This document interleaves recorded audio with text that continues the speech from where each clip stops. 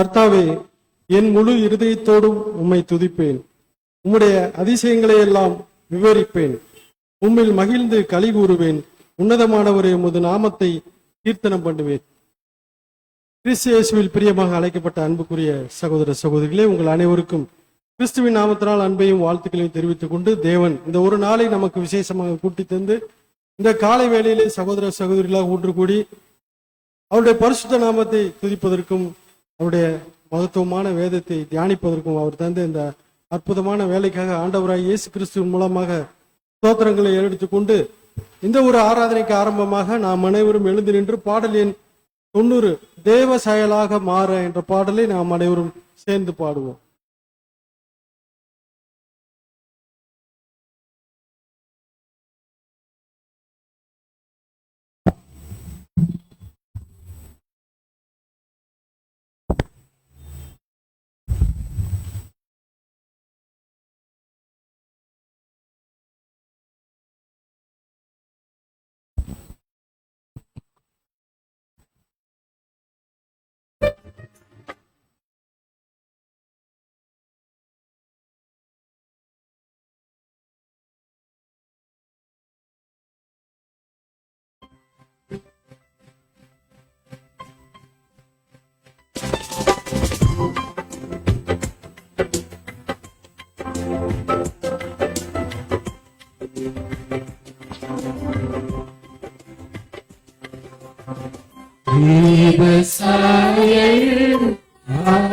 மாறி தேவனோடிருப்பே நானும் தேவனோடிருப்பே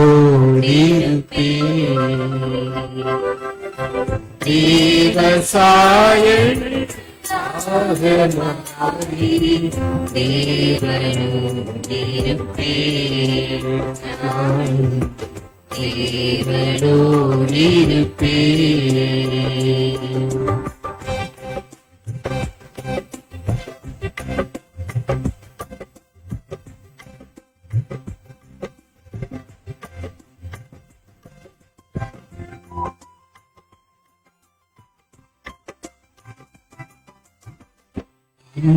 நாளும் நெருங்கிடுவே அதிவிரைவாய் பிரிவே அந்த நாளும் நெருங்கிடுவே அதிவிரைவாய் பிரிவே மண்ணில் கடைந்தே தம் பின்னவர் சாயல் அடைவே பின்னவர் சாயல் அடைவே தேவ சாயல் மாறி தேவனோடிருப்பே நானும் தேவனோடிருப்பே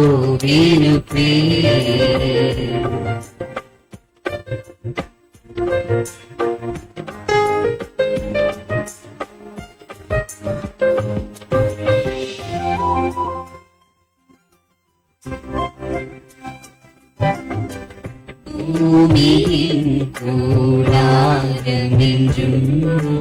பெருமிடமே அழிந்திடுமே பூமியின் கூடாரமென்றும் பெருமிடமே அழிந்திடுமே கைவினை அல்லாத பொங்கிடு கண்டடைந்து வாழ்ந்திடுவே கண்டடைந்து வாழ்ந்திடுவே தேவசாயல் மாறி தேவனோடிருப்பே நானும் தேவனோடிருப்பே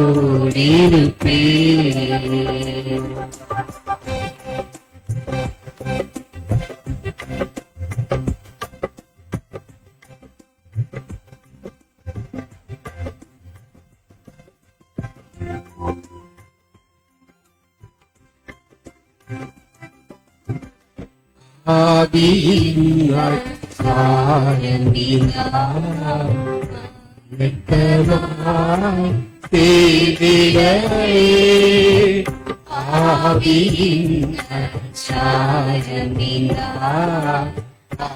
நித்தமாய் செய்திடவே ஜீவனே எனது கிறிஸ்தேசு சாவு எங்கள் ஆதாயமே சாவு எங்கள் ஆதாயமே தேவசாயல் அவனாய் தேவனோடிருப்பே நானும் தேவனோடிருப்பே.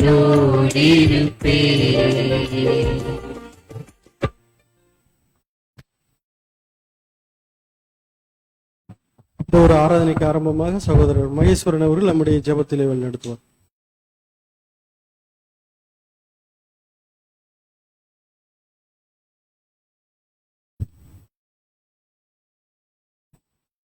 நாம் எல்லோரும் நமக்கு ஒத்தாசை வரும் பர்வதங்களுக்கு நேராக நம்முடைய கண்களை ஏறெடுக்க கடவோம்.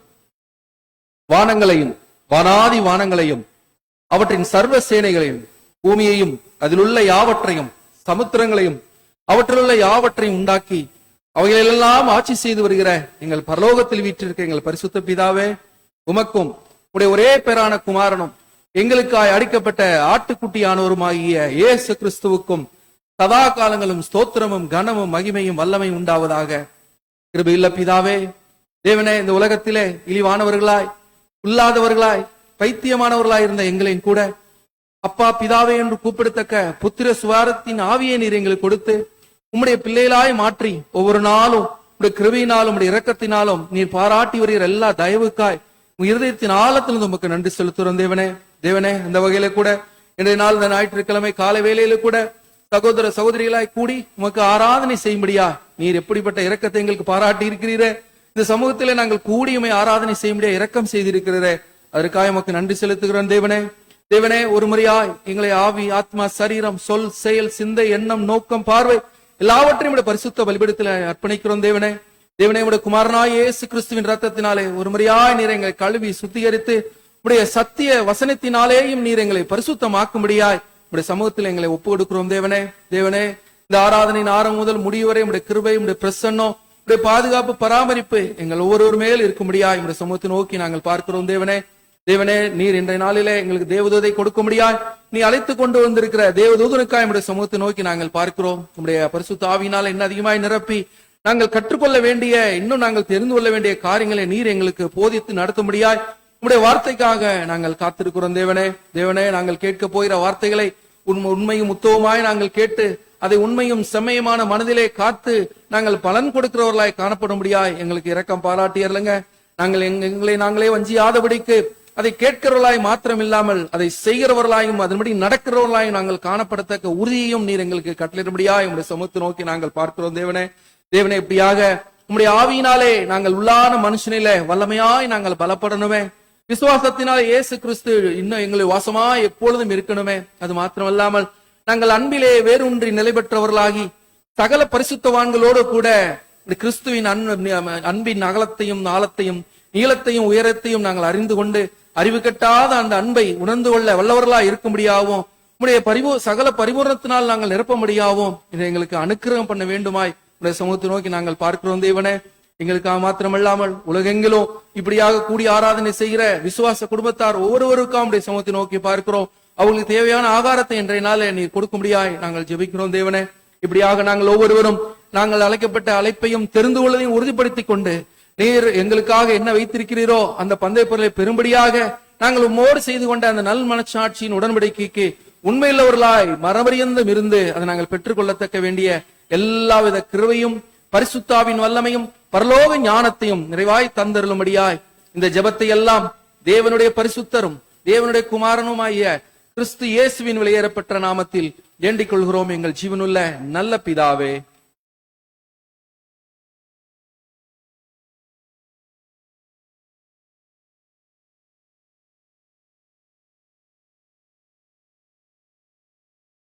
நம்முடைய விசுவாச பிரமாணத்தை சகோதரர் பிச்சைக்குமார் அவர்கள் நம்முடைய வாசிப்பார்.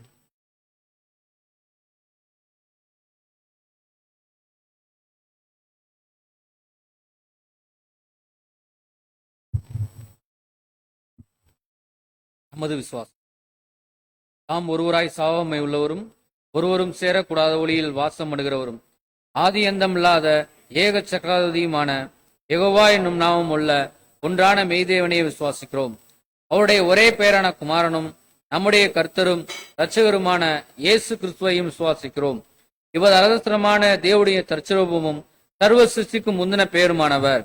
தேவன் இவரை கொண்டும் இவருக்கென்றும் உலகங்களையெல்லாம் உண்டாக்கி இவரே சர்வத்துக்கும் சுதந்திரவாளியாகவும் நியமித்தார். எல்லாம் இவருக்குள் நிலைநிற்கிறது விசுவாசிக்கிறோம். இவர் தேவகுமாரனாயிருந்தும் தேவனுக்கு சமமாயிருக்க எண்ணாமல் அக்கிரமங்களால் ஜீவன் இழந்த மனுஷர் பேரின் மனதுருகி தம்மே தாமே வெறுமையாக்கி மனிதனாகி லோரியின் மீட்கும் பொருளாக தம்முடைய ஜீவனையை கொடுத்து தேவனுக்கும் மனுஷருக்கும் சமாதானத்தை உண்டு பண்ணினார் என்று விசுவாசிக்கிறோம். ஆதலால் தேவன் இவரை மருத்துவருந்து எழுப்பி தம்மை போல் குமாரனும் ஜீவன்களுக்கு அது செய்து எல்லாவற்றுக்கும் மேலாக உயர்த்தி தம்முடைய வல்லமையின் வலதுபார்த்திற்கு வீட்டிற்கு செய்தார் என்று விசுவாசிக்கிறோம். இவரே தேவனுக்கும் மனுஷருக்கும் மத்தியஸ்தராகவும் சபையாகிய சரீரத்துக்கு தலையாகவும் இருக்கிறார் என்று விசுவாசிக்கிறோம். இவர் பரலோகத்துக்கேறி தாம் வாக்குத்தத்தம் பண்ணின உன்னதத்திலிருந்து வரும் பெலனாகிய பரிசுத்த ஆவியை விசுவாசத்தில் அடங்கிய சபைக்கு அருளி தேவ சித்தத்தை வெளிப்படுத்தி பலியின் ஜீவத்தில் அவர்களை நடத்தி வருகிறார் என்று விசுவாசிக்கிறோம். பிதா குறித்த காலத்தில் இவர் பலியின் மரணத்துக்குட்பட்டு முதலாம் உயிர்த்தலையும் நம்முடைய சபையாய சகல பஸ்துவான்களோடும் இப்பூமியை நீதியாய் நியாயம் தீர்த்து சகல துரைத்தனத்தையும் அதிகாரத்தையும் வல்லமையும் பரிகரித்து என்றும் அழியாத தம்முடைய நீதியுள்ள அரசாட்சியை ஸ்தாபிப்பார் என்று விசுவாசிக்கிறோம். மரணமடைந்த மற்றவர்கள் கிறிஸ்துவின் அரசாட்சி காலத்தில் அவனவன் தன் தன் வரிசையிலே உயிர்ப்பிக்கப்பட்டு அவர் தம்முடைய மரணத்தினால் சம்பாதித்த நித்திய ஜீவனடைய வழிநடத்தப்பட்டு பூரணப்படுவார்கள் என்றும் விசுவாசிக்கிறோம். ஆனால் மனப்பூர்வமாய் சேர்ந்த அவர்கள் இரண்டாம் மரணத்திலே அழிக்கப்படுவார்கள் என்றும் விசுவாசிக்கிறோம்.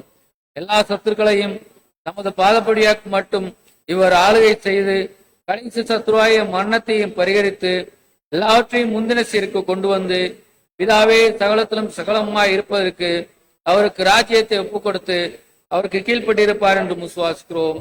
ஆமேன்.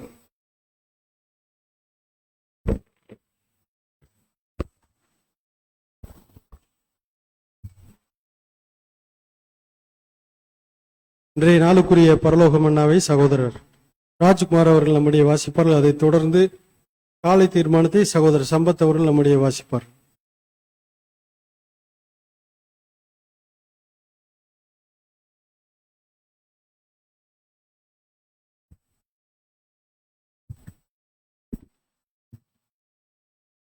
இன்றைய நாளுக்குரிய பரலோக மன்னா வசனம் 2 கொரிந்தியர் 5ஆம் அதிகாரம் 17ஆம் வசனம்.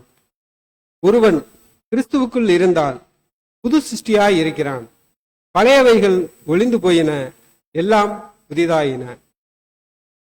புதிய சிருஷ்டியான ஒருவன் கிறிஸ்துவுக்குள் இருந்தால் மாம்சத்தின்படி நடவாமல் ஆவியின்படி நடப்பான். புதிய சிந்தை ஒருவரை ஒருவர் ஆவியின்படி அறியச் செய்து நல்ல மனோபாவத்துடனும் பரிசுத்தத்துடனும் உண்மையுடனும் உதார குணத்துடனும் ஜீவித்து எல்லா மாம்ச பலவீனங்களையும் மேற்கொள்ள செய்யும். கிறிஸ்து அவனிலும் அவன் கிறிஸ்துவிலும் நிலைத்திருக்கிறபடியால் பிதாவின் அன்பிலே அதிகமாக வளர்ந்து உலகிற்கும் மாம்ச இச்சைகளுக்கும் விலகி இருக்கச் செய்யும். இந்த சிநேகத்தையும் அன்பையும் வார்த்தைகளால் விவரிக்க முடியாது. இவர்களிடமிருந்து பழைய மனிதனின் மாம்ச இச்சை அழிந்து புதிய சிந்தை உருவாகும். வசனம் ரோமர் 6ஆம் அதிகாரம் 4 முதல் 6 வசனங்கள். ரோமர் 6ஆம் அதிகாரம் வசனங்கள் 4 முதல். மேலும் பிதாவின் மகிமையினாலே கிறிஸ்து மரித்தோரிலிருந்து எழுப்பப்பட்டது போல நாமும் புதிதான ஜீவனுள்ளவர்களாய் நடந்து கொள்ளும்படிக்கு அவருடைய மரணத்திற்கு உள்ளாகும் ஞானஸ்தானத்தினாலே கிறிஸ்துவுடனே கூட அடக்கம் பண்ணப்பட்டோம். ஆதலால் அவருடைய மரணத்தின் சாயலில் நாம் இணைக்கப்பட்டவர்கள் ஆனால் அவர் உயிர்த்தெழுதலின் சாயலிலும் இணைக்கப்பட்டிருப்போம். நாம் இனி பாவத்திற்கு ஊழியம் செய்யாதபடிக்கு பாவ சரீரம் ஒளிந்து போகும் பொருட்டாக நம்முடைய பழைய மனுஷனை அவரோடே கூட சிலுவையில் அறையப்பட்டதென்று அறிந்திருக்கிறோம். ரோமர் 6ஆம் அதிகாரம் 11 முதல் 13 முடிய. அப்படியே நீங்களும் உங்களை பாவத்திற்கு மரித்தவர்களாகவும் நம்முடைய கர்த்தராகிய இயேசு கிறிஸ்துவுக்குள் தேவனுக்கென்று பிழைத்திருக்கிறவர்களாகவும் எண்ணிக்கொள்ளுங்கள். ஆகையால் நீங்கள் சரீர இச்சைகளின்படி பாவத்திற்கு கீழ்ப்படியத்தக்கதாக சாவுக்கு ஏதுவான உங்கள் சரீரத்தில் பாவம் ஆளாதிருப்பதாக நீங்கள் உங்கள் அவயங்களை அநீதியின் ஆயுதங்களாக பாவத்திற்கு ஒப்புக்கொடாமல் உங்களை மரித்தோரிலிருந்து பிழைத்திருக்கிறவர்களாக தேவனுக்கு ஒப்புக்கொடுத்து உங்கள் அவயங்களை நீதிக்குரிய ஆயுதங்களாக தேவனுக்கு ஒப்புக்கொடுங்கள். தேவன் தாமே இந்த வார்த்தைகளை எங்களுக்கு ஆசீர்வதித்து பலப்படுத்துவாராக.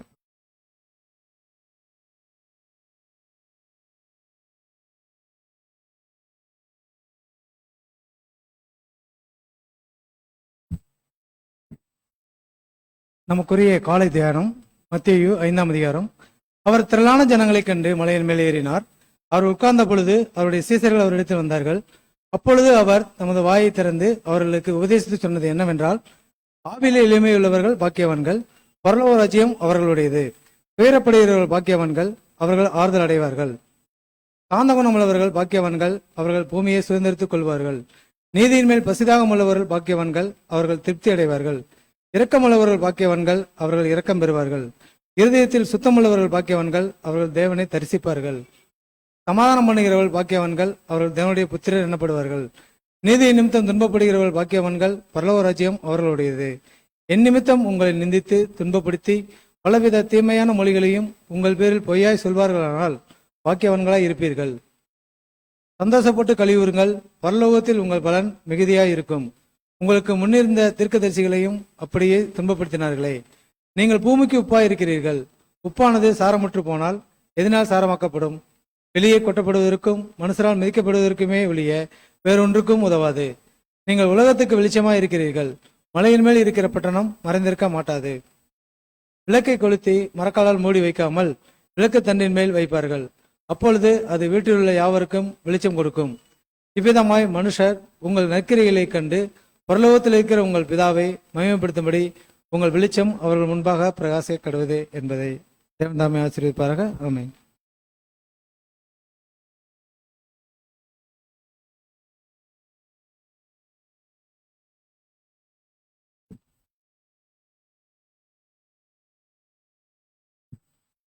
கிறிஸ்துவில் பிரியமான சகோதர சகோதரிகளே, இன்றைய தினத்தில் கூட நம்முடைய ஆராதனையை கலந்து கொண்டு தேவ செய்தி கொடுப்பதற்காக பாண்டிச்சேரியிலிருந்து வந்திருக்கக்கூடிய நம்முடைய அன்பு சகோதரர் செல்வம் அவர்களை உங்கள் அனைவர் சார்பாக அன்போடு வரவேற்கிறேன்.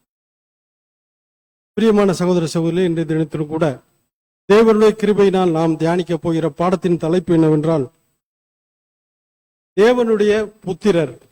தேவனுடைய புத்திரர் என்ற தலைப்பிலே தேவ செய்தி கொடுக்கும்படி சகோதரர் செல்வம் அவர்களை உங்கள் அனைவர் சார்பாக அன்போடு அழைக்கிறேன்.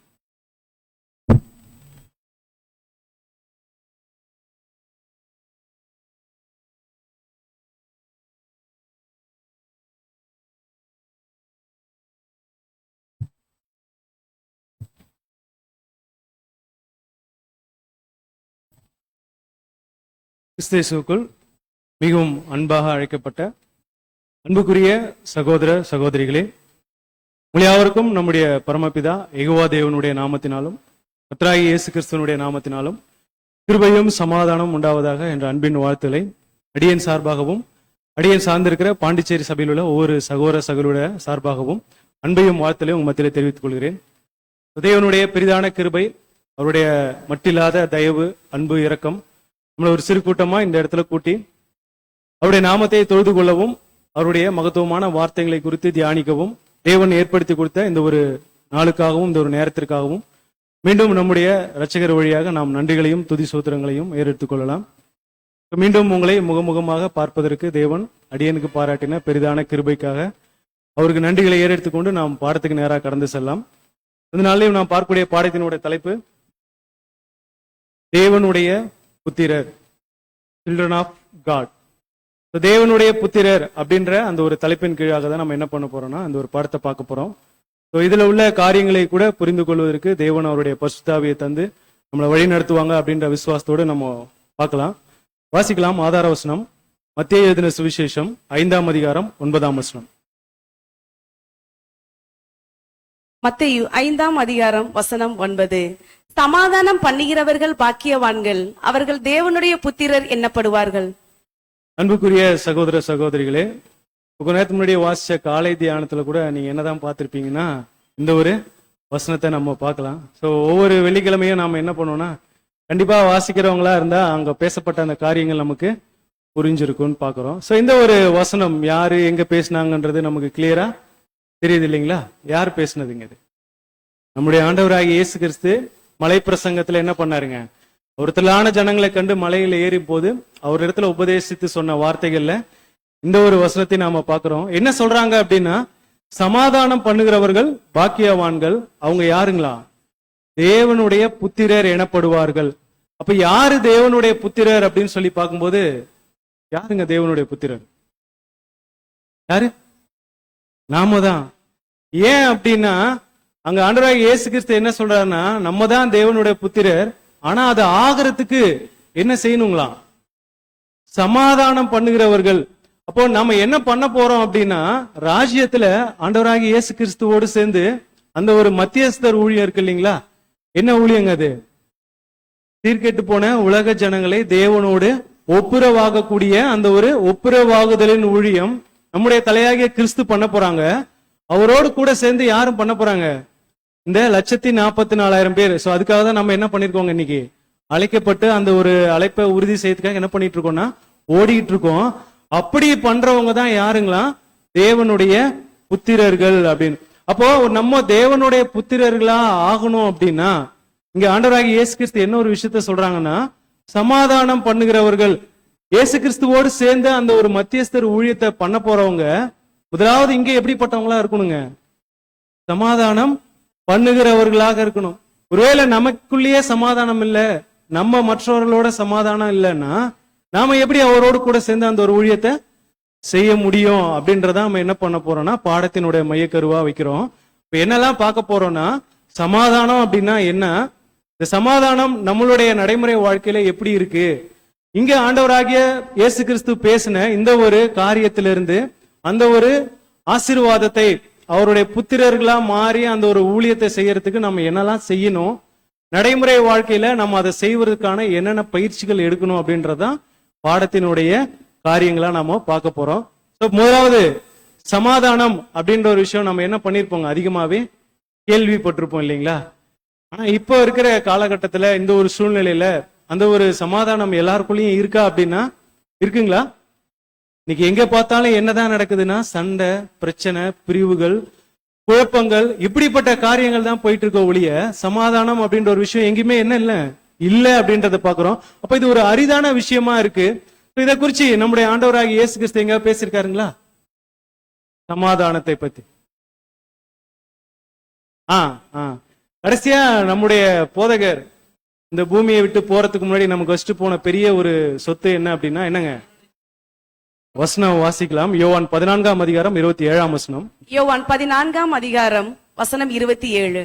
சமாதானத்தை உங்களுக்கு வைத்து போகிறேன், என்னுடைய சமாதானத்தையே உங்களுக்கு கொடுக்கிறேன். உலகம் கொடுக்கிற பிரகாரம் நான் உங்களுக்கு கொடுக்கிறதில்லை. உங்கள் இருதயம் கலங்காமலும் பயப்படாமலும் இருப்பதாக.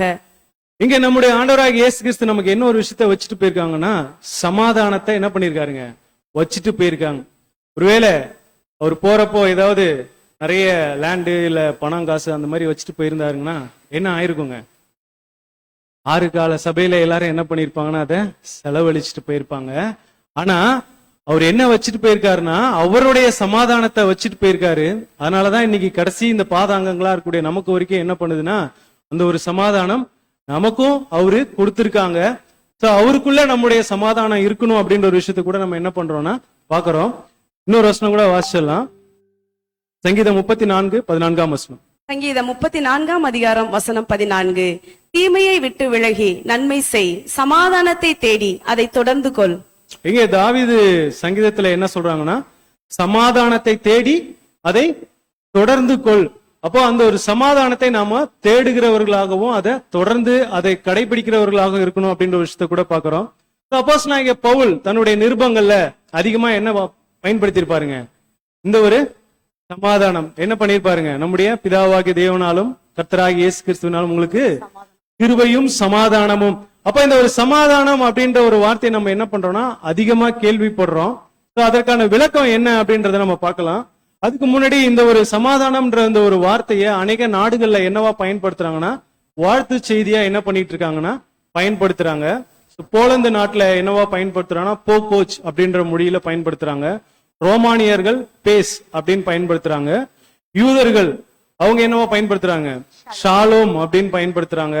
அரபு மொழியில அவங்க என்னவா இதை பயன்படுத்துறாங்க அப்படின்னா சலாம் அப்படின்னு பயன்படுத்துறாங்கன்னு சொல்லி பாக்குறோம்.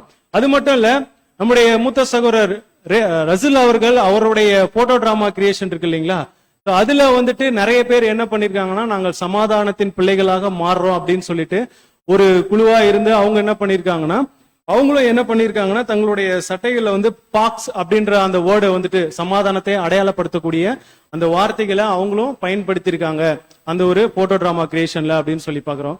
சோ இப்படியாக சமாதானம்ன்றது வேதத்துல கொடுக்கப்பட்டிருக்கு.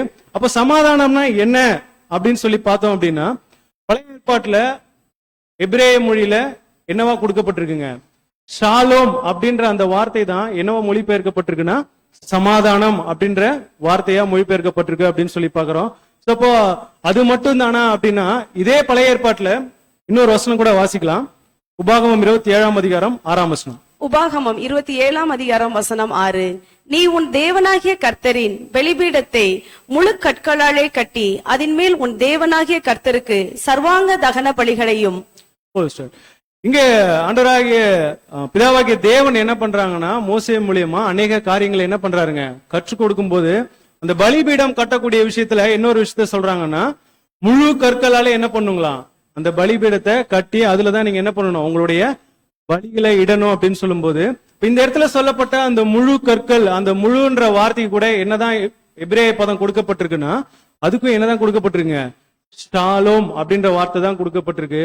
சமாதானம் அப்படின்னா என்ன அப்படின்னு புரிஞ்சுக்கலாம்னா, அது ஒரு முழுமை, ஒரு இன்கம்ப்ளீட்டான ஒரு விஷயம் இல்ல, அது ஒரு முழுமை. அதனாலதான் நம்ம முன்னாடியே பார்த்தோம், ராஜ்யத்துல ஒட்டுமொத்த உலக ஜனங்களையும் நம்ம என்ன பண்ண போறாங்க, தேவனோடு அந்த ஒப்புரவாகுகள் ஊழியம். இப்ப எப்படி இருக்காங்கன்னா, தேவனுக்கு கீழ்ப்படியாம ஆதாமுடைய கீழ்ப்படியாமனால வந்த ஜனங்கள் எப்படி இருக்காங்க, அவரை விட்டு பிரிஞ்சு தூரத்துல இருக்காங்க.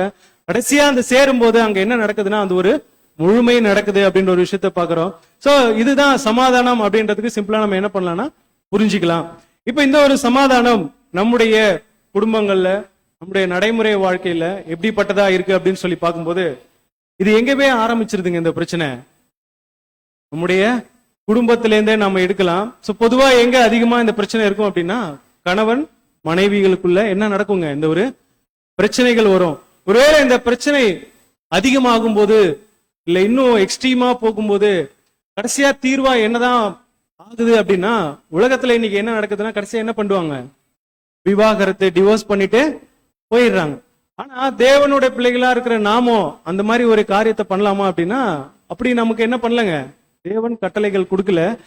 என்ன செய்யலாம் அப்படின்னா, ஒருவேளை அந்த மாதிரி குடும்பத்துல பிரச்சனைகள் வரும்போது, அங்க சமாதானம் வந்துட்டு சீர்குலையும் போது என்ன பண்ணலாம்னா, அவங்க வந்து ரெண்டு விஷயம் பண்ணலாம். ஒண்ணு, அவங்க என்ன பண்ணலாம்னா அந்த பகையோடயே என்ன பண்றாங்கன்னா வாழலாம். ரெண்டாவது ஒரு காரியம் என்ன பண்ணலாம்னா, அந்த காரியங்களை என்ன பிரச்சனைன்றத பேசி அதை சரி பண்ணிக்கிட்டு என்ன பண்ணணுங்க, தங்களுடைய வாழ்க்கைய சரியா நடத்தணும் அப்படின்னு சொல்லி பாக்குறோம். ஒருவேளை அவங்க அந்த ரெண்டாவது சான்ஸ் அதை பேசி சரி பண்ணணும்னு முடிவு எடுத்துட்டாங்கன்னா, அது கூட என்ன பண்ணக்கூடாதுங்களா, காலம் தாழ்த்தாம என்ன பண்ணிடணும், உடனே அதை பேசி சரி செஞ்சு அந்த ஒரு ஒருமைப்பாட்டை என்ன பண்ணிக்கணும், அவங்க சரி பண்ணிக்கணும்னு பாக்குறோம். வாசிக்கலாம். எபேசியர் 4 அதிகாரம் 26 வசனம். எபேசியர் 4 அதிகாரம் வசனம் 26. நீங்கள் கோபம் கொண்டாலும் பாவம் செய்யாதிருங்கள், சூரியன் அஸ்தமிக்கிறதற்கு முன்னாக உங்கள் எரிச்சல் தனிய கடவது. சூரியன் அஸ்தமிக்கிறதுக்கு முன்னாடி என்ன பண்ணுங்க, நம்மளுடைய எரிச்சல் கோபம் எதுவா இருந்தாலும் என்ன பண்ணிடணும்னா அதை பேசி சரி செஞ்சுக்கிட்டு சமாதானமா ஆயிரணும் அப்படின்னு சொல்லி பாக்குறோம். இது கணவன் மனைவிக்குள்ள மட்டும் இருக்குமானா குடும்பத்திலயுமே இருக்கும். ஒருவேளை அங்கேயும் அந்த ஒரு சமாதானம் இல்லை அப்படின்னா அவங்களுடைய ஒருமைப்பாடு என்ன ஆகும்னா கண்டிப்பா அந்த இடத்துல சீர்குலைஞ்சு போவோம், சமாதானத்தை இழந்து போவாங்க. இப்ப அங்கேயுமே என்னதான் பண்ணணும்னா இதற்கான தீர்வா அவங்க அதை பேசி சரி செய்து கொள்ளும் போது அந்த இடத்துல அவங்களால என்ன பண்ண முடியுங்க, ஒருமைப்பாட்டை நிலைநிறுத்த முடியும் அப்படின்னு சொல்லி பாக்குறோம். அப்போ மொத்தமா சமாதானம் அப்படின்னா அதனுடைய இலக்கு என்ன அப்படின்னா ஒருமனப்பாடு, ஒற்றுமை, அந்த ஒரு ஒன்னஸ் அப்படின்றத நம்ம என்னவா சொல்லி பாக்குறோம்னா சமாதானம். இது இல்லை அப்படின்னும் போதுதான் என்ன ஆயிடுதுங்க, அந்த இடத்துல பிரச்சனைகள் ஜாஸ்தியா ஆகுது. அவங்களுக்குள்ள தீர்வுகள் காண முடியாத அளவுக்கு எக்ஸ்ட்ரீமா என்ன பண்ணிடுறாங்க, தவறான முடிவுகள் எடுக்கக்கூடிய சூழ்நிலைக்கு போயிடுறாங்க அப்படின்னு சொல்லி பாக்குறோம். அப்போ ஒருத்தவங்க இந்த ஒரு சமாதானத்தை சரி செய்யணும், அவங்களுக்குள்ள அந்த பிரச்சனைகளை தீர்த்து கொள்ளணும்னா அவங்க எதெல்லாம் கையாளணும்னு சொல்லி பார்க்கும்போது அவங்களுடைய விருப்பம், கோட்பாடு, அந்த இடத்துல எது தேவை தேவை இல்லை அப்படின்ற விஷயங்களை எல்லாம் அவங்க ஆராய்ஞ்சு அதன்படி சரியா முடிவு எடுக்கணும். இந்த இடத்துல யாராவது ஒருத்தங்க தங்களுடைய விருப்பத்தை விட்டு கொடுக்கணும், அவங்களுடைய கோட்பாடு இப்படியா இருக்குன்னா இவங்க என்ன பண்ணணுங்க, அதுக்கு விட்டு கொடுத்தா மட்டும்தான் அந்த இடத்துல சரியான ஒரு சொல்யூஷனை என்ன பண்ண முடியும்னா கொண்டு வர முடியும். இல்ல இந்த ஒரு விஷயம் தேவையா, இதுக்காக இது நம்ம இதை பேசணுமா, இது தேவையில்லையா அப்படின்ற காரியங்களை எல்லாத்தையும் குறிச்சு ஆராய்ந்து அதை சரி செய்யும் பொழுது என்ன ஆகும்னா அந்த இடத்துல சமாதானம் நிலைத்திருக்கும் அப்படின்ற ஒரு காரியத்தை கூட பாக்குறோம். இப்ப என்ன புரிஞ்சுக்கலாம் அப்படின்னா சமாதானம்னா என்ன, இன்னைக்கு உலகத்திலயும் சரி நம்மளுடைய லைஃப்லயும் எப்படிப்பட்டதா இருக்கு அப்படின்றத நம்ம பார்த்தோம். இல்ல அப்படின்னா நிறைய நேரங்கள்ல எல்லாரும் புரிஞ்சு வச்சிருக்கிற மாதிரி எப்படி புரிஞ்சுக்க கூடாதுங்க. சமாதானம் அப்படின்னா எந்த ஒரு பிரச்சனையுமே இல்லாம ரொம்ப அமைதியா சாந்தமா அப்படியே சுமுத்தா அந்த ஒரு சுமூகமான சூழ்நிலையா அமைதியா இருக்கிறத நம்ம அநேக நேரங்கள்ல என்ன பண்ணிடுவோங்க, அப்படிதான் நினைச்சுக்கிறோமா இல்ல இல்லைங்களா? சரி, இப்போ உங்கள்கிட்ட ஒரு கொஸ்டின். உங்க எல்லார் கையிலயும் பேப்பர் ஒண்ணு கொடுத்துட்டு சமாதானத்தை எப்படி நீங்க அதை பிரதிபலிப்பீங்க, பிக்சரா நீங்க வரைஞ்சு கொடுங்க அப்படின்னு சொன்னா எப்படி அதை பிரசன்ட் பண்ணுவீங்க? உங்க கையில பேப்பர் கொடுத்தாச்சு, சமாதானம் அப்படின்றத நீங்க எப்படி அதை பிரதிபலிப்பீங்க, அந்த ஒரு பிக்சரா எப்படி காட்டுவீங்க அப்படின்னா எப்படி காட்டுவீங்க? புறா புறா சொல்றாங்க, வேற ஒயிட் கலர், வேற கிறிஸ்து. பரவாயில்ல, நிறைய விஷயங்கள் நான் எக்ஸ்பெக்ட் பண்ணதை விட சொல்றீங்க. வேற ஏதாவது இருக்குங்களா? உங்களையே வரைஞ்சிருவீங்களா? சந்தோஷம். வேற என்ன ஒரு விஷயம்னா இப்போ இங்கேயுமே சகோதரர் இந்த சப்ஜெக்ட் எழுதின சகோதரர் என்ன ஒரு எக்ஸாம்பிள் கொடுத்துருக்காங்கன்னா அங்கேயும் டிராயிங் காம்படிஷன் வச்சிருக்காங்க. ஒரு 2 குரூப்பா பிரிச்சுட்டு என்ன பண்ணிருக்காங்கன்னா இந்த ஒரு சமாதானத்தை என்ன பண்ணுங்க, எப்படி அதை நீங்க பிரதிபலிச்சு காட்டுவீங்க அப்படின்னு சொல்லி அவங்களுக்கு காம்படிஷன் வைக்கும்போது ஒருத்தவர் என்ன பண்ணாரு அப்படின்னா இந்த மாதிரி ஒரு டிராயிங் என்ன பண்ணாருங்க, வரைஞ்சிருக்காரு. ஸோ இதை பார்க்கும் போதே நமக்கு என்ன தோணுதுங்க, அந்த ஒரு சமாதானம் இருக்குங்களா? எப்படி இருக்கு பாருங்க, ரொம்ப அழகா அந்த ஒரு இயற்கை, கொஞ்சம் அந்த ஒரு இடம், அந்த இடத்துல அருவி அப்படியே கொட்டுற மாதிரி பசுமையான புல்வெளிகள், அந்த இடத்துல அழகா சின்ன போது ஒரு வீடு. இந்த மாதிரி இடத்துல நம்மளை கொண்டு விட்டா எப்படி இருக்குங்க? உண்மையாலுமே ஃபீல் பண்ணுவோமா, நான் ரொம்ப சமாதானமா இருக்கேன் அப்படின்னு சொல்லுவீங்களா? யாராவது சொல்லாம இருப்பாங்களா? அப்ப இதுதான் சமாதானங்களா? இந்த மாதிரி ஒரு மனரம்யமான இருக்கக்கூடிய இடத்துல எந்தமே ஒரு டிஸ்டர்பன்ஸுமே இல்லாம அப்படியா இயற்கையோடு இயற்கையா அமைதியா இருக்கக்கூடிய சூழ்நிலை, இதுதான் சமாதானமா? இவ்வளவு நேரம் இருக்கு நீங்க இப்ப இல்லைன்றீங்க.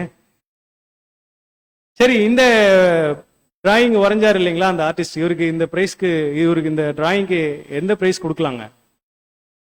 சமாதானத்தை பிரதிபலிக்கக்கூடிய படத்தை வரைய சொன்னாங்க, இவர் வரைஞ்சிட்டாரு. இதுக்கு எத்தனாவது பிரைஸ் கிடைச்சிருக்கும்னு நினைக்கிறீங்க? இவருக்கு ஃபர்ஸ்ட் பிரைஸா, 3வது பிரைஸ்? ஃபர்ஸ்ட் கொடுக்க மாட்டாங்களா? கண்டிப்பா நீங்க சொன்ன மாதிரி என்ன பண்ணலாம்னா ஃபர்ஸ்ட் பிரைஸ் இதுக்கு கொடுக்கல. 2வது ஒருத்தர் வரைஞ்சார், நான் ஆக்சுவலா பிக்சர் சரியா கிடைக்கல, அதனால ஒரு குருவி மட்டும் போடுறேன், எக்ஸ்பிளைன் பண்ணிடுறேன். 2வது ஒருத்தர் வரைஞ்சார், எப்படி வரைஞ்சாருங்கன்னா 2 பாறைகளுக்கு நடுவுல அருவி பயங்கரமா கொட்டுது, ஆர்ப்பரிக்கிற வெள்ளம் போல தண்ணி கொட்டுது. அந்த அருவிக்கு நடுவுல ஒரே ஒரு மரத்தோட கிளை மட்டும், அந்த கிளை எப்படி இருக்குன்னா ரொம்ப காஞ்சி போய் எப்போ விழுமோ விழாதோ அப்படின்ற ஒரு சுச்சுவேஷன்ல ஒரு கிளை இருக்கு. அந்த கிளையில ஒரு குருவி உட்காந்துட்டு என்ன பண்ணிட்டு இருக்குங்க, ரொம்ப அழகா பாட்டு பாடிட்டு இருக்கு. சூழ்நிலை எல்லாம் எப்படி இருக்கு பாருங்க, ஆர்ப்பரிக்கிற தண்ணி அருவி கொட்டுது, கிளை என்னைக்கு ஒடியும் தெரியாது. ஆனா அந்த குருவி என்ன பண்ணிட்டு இருக்குங்க, மனரம்யமா பாட்டு பாடிட்டு இருக்கு. So, இந்த பிக்சருக்கு தான் என்ன பண்ணாங்கன்னா அவங்க ஃபர்ஸ்ட் பிரைஸ் கொடுத்தாங்க. அப்போ ஒரு தேவனுடைய பிள்ளைங்களுக்கு சமாதானம் அப்படின்றது எப்படி இல்லைங்க, ரொம்ப சாந்தமா அமைதியா இருக்கிறது வந்துட்டு சமாதானம் இல்லை. பிரச்சனைகள் எப்படி இருக்குங்க, அருவி போல ஆர்ப்பரிக்கும், கொட்டும், இடி சத்தம் மின்னல் இருக்கும். அதன் மத்தியில நம்ம இருக்கக்கூடிய இடமும் வந்து எப்படிதான் இருக்கும், சூழ்நிலையும் அதுக்கும் மேல இருக்கும். ஆனா இந்த இடத்துல அந்த குருவி எப்படி தைரியமா பாட்டு பாடிட்டு இருந்திருக்கும்னு நினைக்கிறீங்க? அதுக்கு என்ன ஒரு நம்பிக்கை அது மேல கெஸ் பண்ண முடியுதுங்களா? சிஸ்டர் கேட்ட என்னவா, அதுக்கு அழகான ரெக்கைகள் கொடுத்திருக்காங்க தேவன். அது என்ன பண்ணிடுங்க, பறந்து போயிடும். சரி, நம்ம இந்த மாதிரி ஒரு சூழ்நிலை இருக்கும்போது நமக்கு என்ன நம்பிக்கைங்க? நம்ம எப்படி, இப்ப நான் சொன்னதுக்கு ஊன்னு சொன்னீங்க இல்லைங்களா, இதுதான் சமாதானம்னு. ஒருவேளை நடைமுறையில உண்மையாலுமே அதை அனுபவிக்கிறவங்களுக்கு தான் அதனுடைய கஷ்டம் தெரியும். இந்த மாதிரி ஒரு சூழ்நிலையில எப்படி ஒரு தேவனுடைய பிள்ளைங்க சமாதானமா இருக்க முடியும்?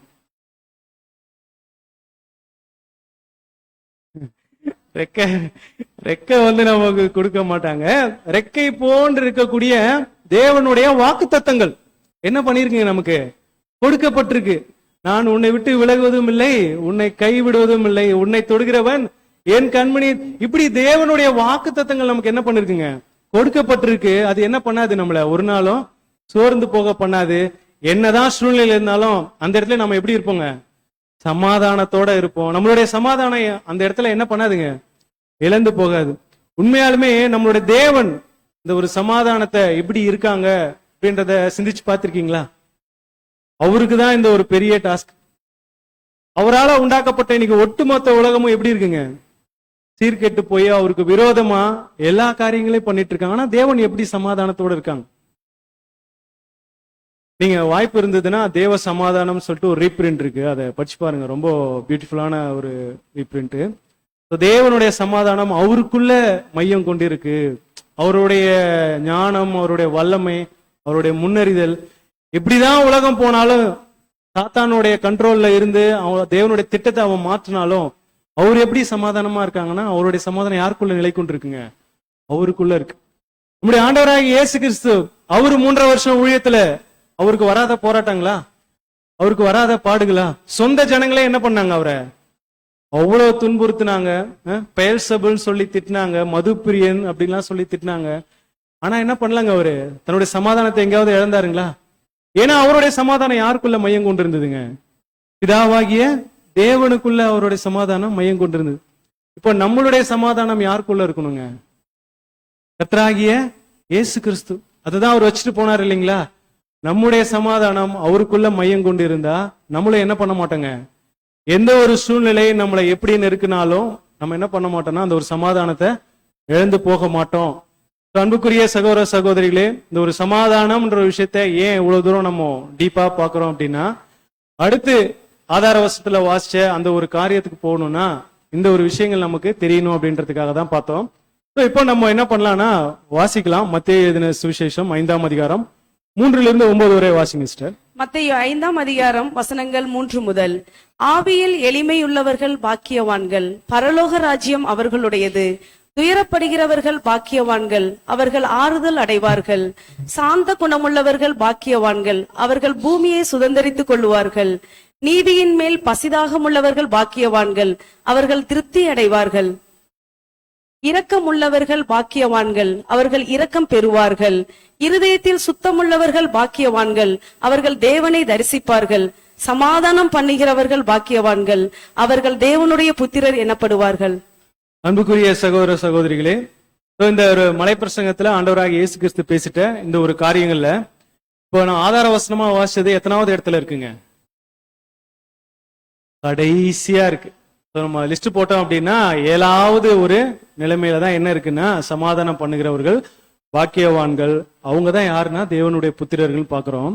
ஒருத்தவங்க தேவனுடைய புத்திரர்களா அந்த ஒரு சமாதானம் பண்ணுகிறவர்களா மாறணும்னா எடுத்தவனே என்ன பண்ண முடியாதுங்க, அந்த ஒரு நிலைய அடைஞ்சிட முடியாது. அதுக்கு முன்னாடி எத்தனை இருக்குங்க, 6 இருக்கு.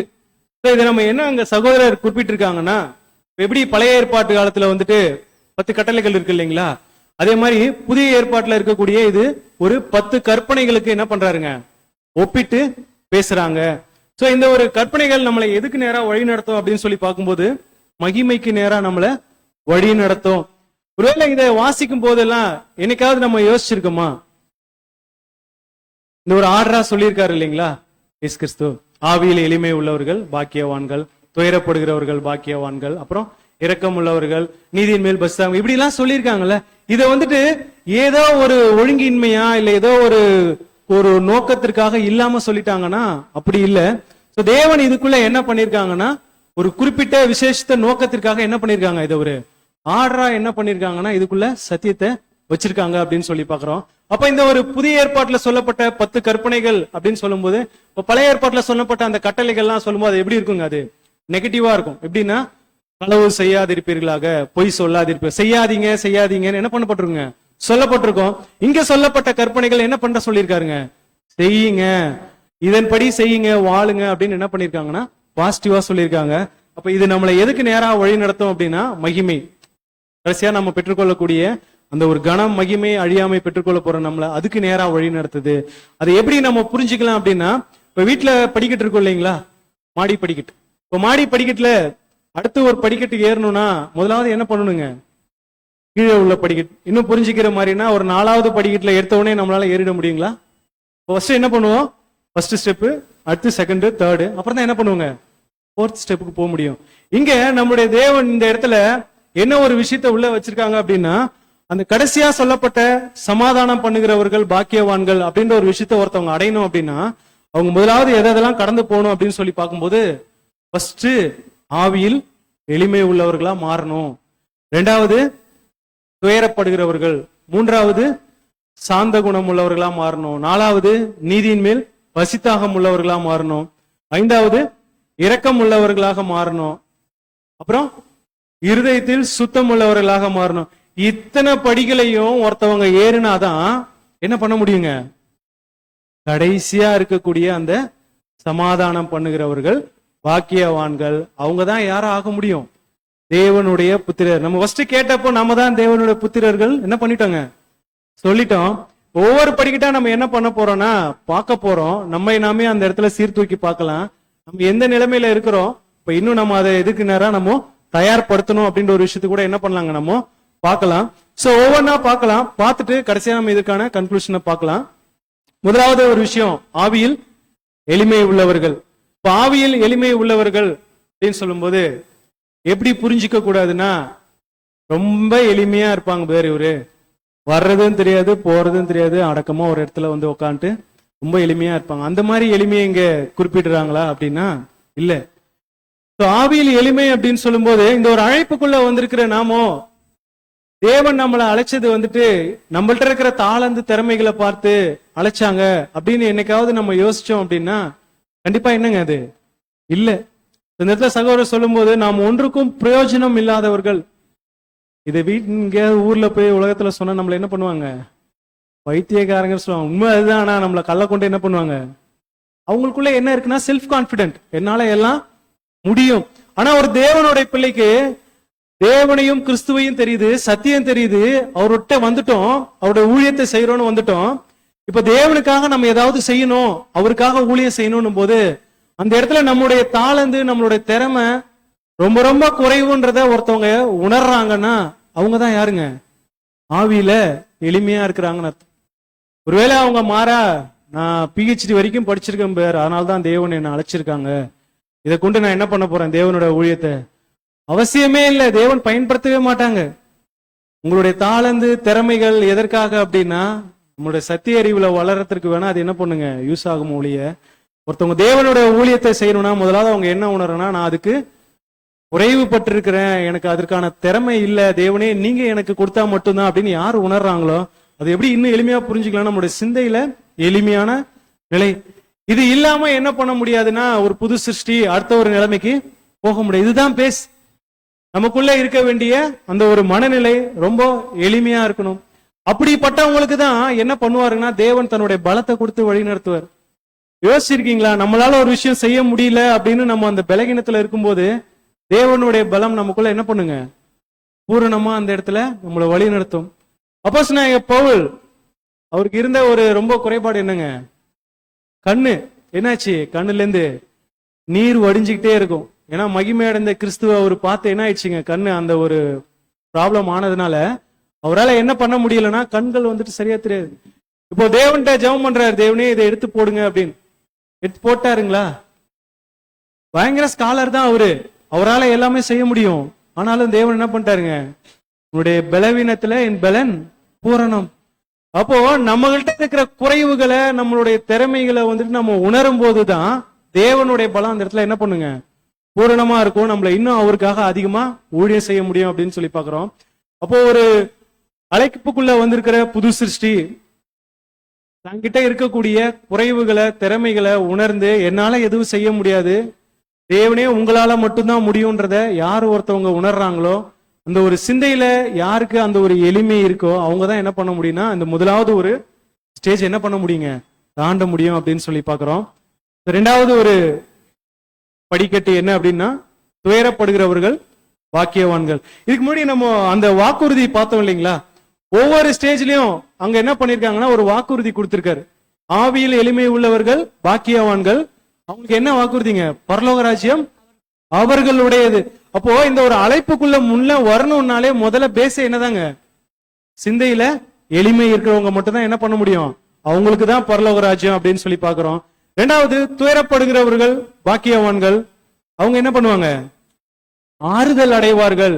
அப்ப இங்க சொல்லப்பட்ட துயரம் என்ன அப்படின்னா, அநேக நேரங்கள்ல நம்ம என்ன பண்ணிடுவோம்னா மத்தவங்களுக்காக ரொம்ப துக்கப்படுவோம், அவங்களுக்காக நம்ம என்ன பண்ணுவோம், ரொம்ப வருத்தப்படுவோம். ஐயோ தேவனே, சகோதரர் இப்படி ஆயிடுச்சு, சகோதரி இப்படி இருக்காங்க. இங்க சொல்லப்படுற அந்த துயரம் அதுதானா அப்படின்னா அது இல்ல. இங்க சொல்லப்படுகிற துயரம் என்னன்னா, நம்முடைய பலகீனங்கள், நம்முடைய தீய செயல்களுக்காக தேவன்கிட்ட வருந்தி என்ன பண்றதுங்க, மன்னிப்பு பெற்றுக்கொள்றது. இப்போ ஒருத்தவங்க உள்ள வந்தவனே அவங்க என்னால எதுவும் முடியாது, தேவனுடைய கிருபையினாலதான் நான் இந்த ஒரு ரட்சிப்புக்குள்ள வந்திருக்கேன்னு உணர்ந்தவங்க அடுத்த ஒரு விஷயத்தை என்ன செய்வாங்க அப்படின்னா, தன்னுடைய பாவங்களை, தன்னுடைய குறைவுகளை, பலவீனங்களை என்ன பண்ணுவாங்க, தைரியமா தேவன்கிட்ட அறிக்கையிட்டு மன்னிப்பு பெற்றுக்கொள்வாங்க.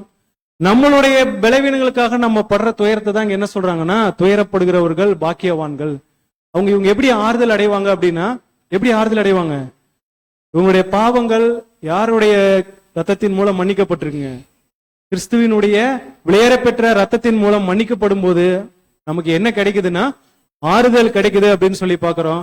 இப்போ தன்னுடைய பாவங்களை மறைக்கிறவன் வாழ்வடைய மாட்டான், அவைகளை அறிக்கை செய்து விட்டு விடுகிறவனோ இரக்கம் பெறுவான். அப்படின்னும் போது நம்ம செய்யற காரியங்கள் யாருக்கும் தெரியாதுன்னு நினைச்சு நம்ம இன்னும் துணிகரமா அந்த ஒரு தீய செயல்களை பாவத்திலே இருக்கிறோம் அப்படின்னா நம்மளால என்ன பண்ண முடியாதுங்க, அடுத்து ஒரு நிலைமைக்குள்ள போக முடியாது. மாறா அதை நம்ம அறிக்கையிட்டு என்ன பண்ணிடுவோங்க, தேவன்கிட்ட மன்னிப்பை பெற்றுக்கொள்ளணும். அப்பதான் நமக்கு என்ன கிடைக்கும்னா ஆறுதல் கிடைக்கும். இதுக்கு பெஸ்ட் எக்ஸாம்பிள் யாரு அப்படின்னா தாவீது ராஜா. கரெக்டுங்களா? அவர் என்ன பண்ணாருங்க, தப்பான காரியத்தை பண்ணிட்டாரு. இப்போ தீர்க்கதரிசி என்ன பண்ணாருங்க, அவர்கிட்ட நாத்தான் தீர்க்கதரிசி அதை சொல்லும் பொழுது ஒரு நாட்டோட ராஜா தான் அவர் நினைச்சா என்ன பண்ணிருக்கலாங்க, அவருடைய வார்த்தையை உதாசீனப்படுத்திருக்கலாம், அல்லது கேட்காம கூட என்ன பண்ணிருக்கலாம், போயிருக்கலாம். ஆனா அவர் உடனே என்ன செஞ்சாருங்க, தேவன்கிட்ட உடனே வருந்தி என்ன பண்ணாருன்னா மன்னிப்பை கேட்டாரு, தேவனே என்னை மன்னிச்சிருங்க அப்படின்னு. அந்த ஒரு குணலட்சணம் நமக்குள்ள இருக்குதா அப்படின்றத நம்ம என்ன பண்ணணும்னா தீர்த்துருக்கி பார்க்கணும். அப்படி நம்ம மன்னிப்பை கேட்டு இரக்கம் பெற்றா இங்க சொல்லப்பட்ட வாக்குறுதியான ஆறுதலை நம்ம என்ன பண்ண முடியுங்க, பெற்றுக்கொள்ள முடியும் அப்படின்னு சொல்லி பாக்குறோம். அடுத்து மூன்றாவது ஒரு படிக்கட்டு என்னன்னு சொல்லி பார்க்கும்போது சாந்த குணம் உள்ளவர்கள். சாந்த குணம் உள்ளவர்கள் அப்படின்னும் போது நீங்க எப்படி புரிஞ்சிருக்கிறீங்க, சாந்த குணம்னா என்ன சொல்லுவீங்க? சாந்த குணத்துக்கு அடையாளம் இல்லை எடுத்துக்காட்டு யாராவது சொல்லுங்கன்னா யார் சொல்லுவீங்க? வேதத்துல மோசே. கரெக்ட். இல்ல எப்படி புரிஞ்சிருக்கிறீங்க சாந்த குணம்னா என்னன்னு சொல்லுவீங்க? நான் போட்டுட்டேன், இங்க பார்த்து சொல்லிட கூடாது. பொதுவா நம்ம என்ன புரிஞ்சுப்போம் இல்ல சொல்லுவோம் அப்படின்னா, எல்லா சூழ்நிலும் ரொம்ப அமைதியா இருப்பாங்க, எவ்வளவு பேசினாலும் கோவமே பட மாட்டாங்க, ரொம்ப அமைதி, அப்படியே நிதானமா இருப்பாங்க. அப்படிப்பட்டவங்க தான் நம்ம என்ன சொல்லிடுவாங்க, சாந்த குணம் உள்ளவர்கள். ஆக்சுவலா இங்க சொல்லப்படுகிற சாந்த குணம் என்ன அப்படின்னா, எப்போதும் கற்றுக்கொள்வதற்கு இவங்க என்னவா இருப்பாங்க, ஆயத்தமா இருப்பாங்க.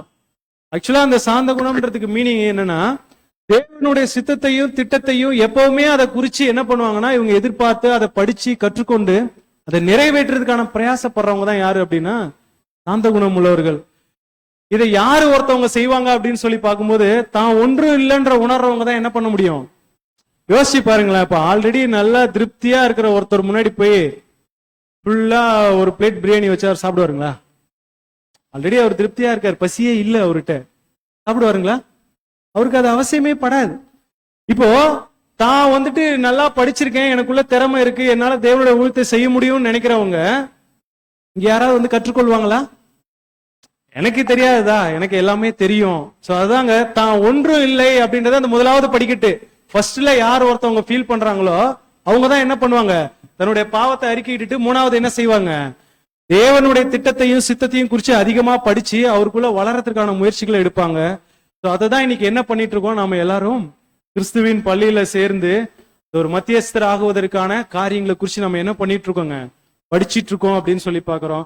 அப்படி பண்றவங்களுக்கு என்ன ஒரு வாக்குறுதினா, அவங்க எதை சுதந்திரிச்சு கொள்வாங்களாம், பூமியை சுதந்திரிச்சு கொள்வாங்க.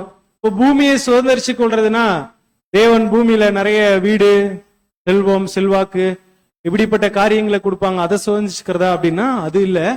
இங்க சொல்லப்பட்ட அந்த பூமியை சுதந்திரித்துக் கொள்ளுதல் அப்படின்றது என்னங்க, ராஜ்யத்துல ஒட்டுமொத்த மனுக்குலத்தையும் நம்ம என்ன பண்ண போறோம்னா, தேவனோடு கூட ஒப்புரவாக்குற அந்த ஒரு ஆசீர்வாதத்தை என்னங்க சொல்லப்பட்டிருக்குன்னா, சுதந்திரிச்சு கொள்ளுதல் அப்படின்ற ஒரு விஷயத்த பாக்குறோம். அப்ப இது எத்தனாவது படிக்கட்டா பார்த்திருக்கோங்க, மூணாவது படிக்கட்டா பாக்குறோம். ஆவியில் எளிமை உள்ளவர்கள், அடுத்து உயரப்படுகிறவர்கள், மூன்றாவது சாந்த குணம் உள்ளவர்கள் பார்த்தோம். நான்காவது ஒரு படிக்கட்டு என்ன அப்படின்னு சொல்லி பார்க்கும்போது, நீதியின் மேல் பசித்தாகம் உள்ளவர்கள்.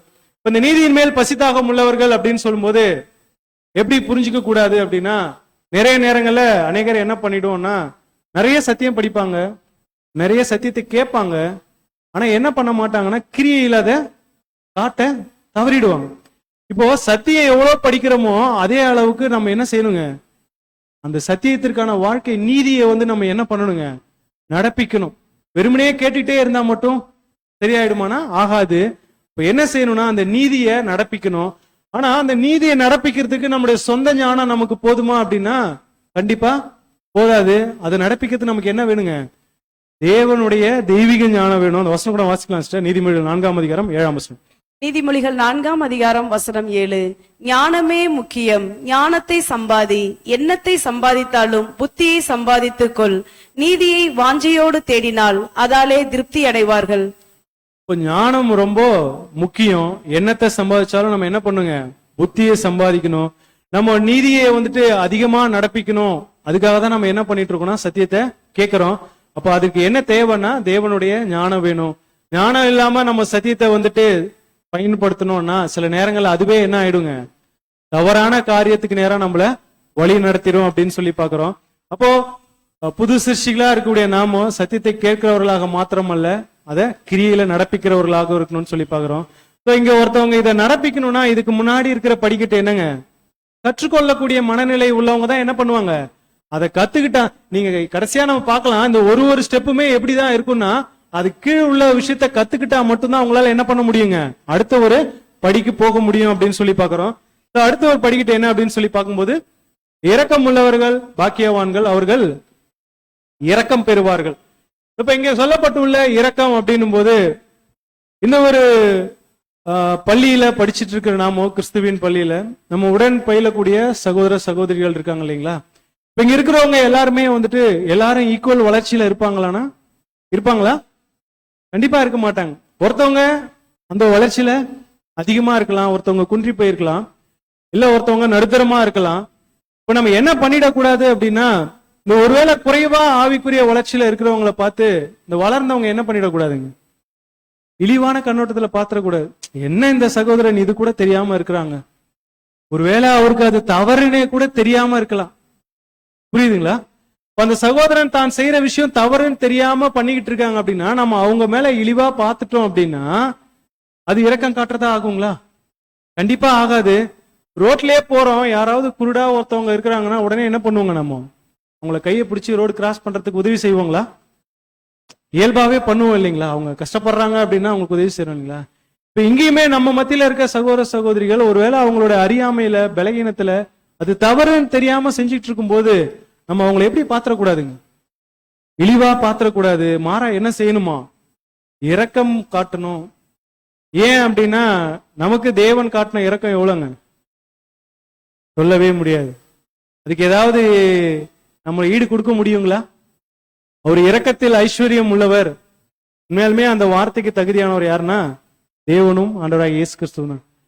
நம்ம செய்யற காரியங்கள், நம்மளுடைய பாவங்கள் இதெல்லாம் பார்த்து ஒவ்வொரு டைமும் என்ன பண்றாருங்க, நம்மள மன்னிச்சு திரும்பவும் நம்மள என்ன பண்றாங்கன்னா அந்த ஓட்டத்துல ஓடுவதற்கு எவ்வளவோ இரக்கம் பாராட்டுறாங்க.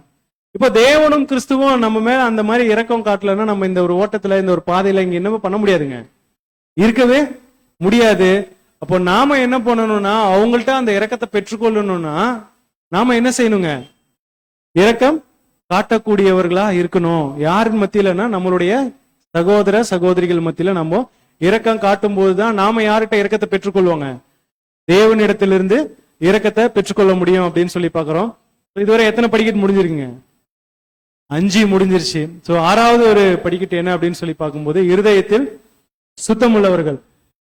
இருதயத்தில் சுத்தமுள்ளவர்கள் அப்படின்னு சொல்லி பார்க்கும்போது நம்மளுடைய நோக்கம், நம்மளுடைய இலக்குகள், இது வந்துட்டு எந்த அளவுக்கு சுத்தமா இருக்கு, நோக்கம், சிந்தனை, நம்மளுடைய செயல்பாடுகள் இதெல்லாம் வந்துட்டு எந்த அளவுக்கு பரிசுத்தமா இருக்கு அப்படின்றத நம்ம என்ன பண்ணுங்க, சேர்த்து வைக்க பார்க்கணும். ஏன்னா பரிசுத்தம் இல்லாமல் ஒருவனும் என்ன பண்ண முடியாதுங்க, தேவனை தரிசிக்க முடியாது. இப்ப இவங்க சொல்லப்பட்ட வாக்குறுதி என்னங்க, இருதயத்தில் சுத்தமுள்ளவர்கள் பாக்கியவான்கள், அவர்கள் தேவனை தரிசிப்பார்கள். அப்ப தேவனை நாம பார்க்கணும், அவரை தரிசிக்கணும், அவருடைய பிள்ளையா மாறணும்னா நமக்கு என்ன தேவைங்க, இருதயத்துல சுத்தம் தேவை. அதான் என்ன புரிஞ்சுக்கலாங்க, நம்மளுடைய புது சிருஷ்டி, இந்த புதிய சிந்தை என்ன ஆகணுங்க, வளர்க்கணும், அதை பெற்று எடுக்கணும். ஏன்னா இது வரைக்கும் நம்மளுடைய பழைய மாம்சம், பழைய சிந்தை என்ன பண்ணுதுங்க, ஆதிக்கத்துல இருக்கிறோம். அதை என்ன பண்ணணும்னா கொஞ்சம் கொஞ்சமா ஒவ்வொரு நாளும் என்ன பண்ணணுங்க, மறுரூபம் ஆகும் போது அதை மாத்தி சிந்தையில வந்துட்டு என்னத்தை காட்டணுங்க, பரிசுத்தத்தை. நம்முடைய சரீரத்துல பரிசுத்தத்தை காட்ட முடியாது, ஏன்னா நம்ம விழுந்து போன சுபாவத்துல இருக்கிறோம். மாறா எதுல காட்டலாம், தேவன் நமக்கு கொடுத்த அந்த ஒரு புதிய சிந்தையில பரிசுத்தத்தை காட்டணும். வசனம் வாசிக்கலாம், யாக்கோபு 3ஆம் அதிகாரம் 17ஆம் வசனம். யாக்கோபு 3ஆம் அதிகாரம் வசனம் 17. பரத்திலிருந்து வருகிற ஞானமோ முதலாவது சுத்தமுள்ளதாயும், பின்பு சமாதானமும் சாந்தமும் இரக்கமுள்ளதாயும், இரக்கத்தாலும் நற்கனிகளாலும் நிறைந்ததாயும், பட்சபாதமில்லாததாயும், மாயமற்றதாய் இராதாயும் இருக்கிறது. அப்போ எந்த ஒரு ஞானத்தை நம்ம அதிகமா தேடுனா பரத்திலிருந்து வரக்கூடிய அந்த ஒரு ஞானம்.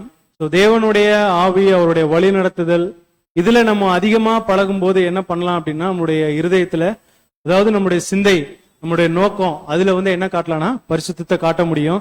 இதோட எத்தனை பார்த்துட்டோங்க, 6 பார்த்தாச்சு.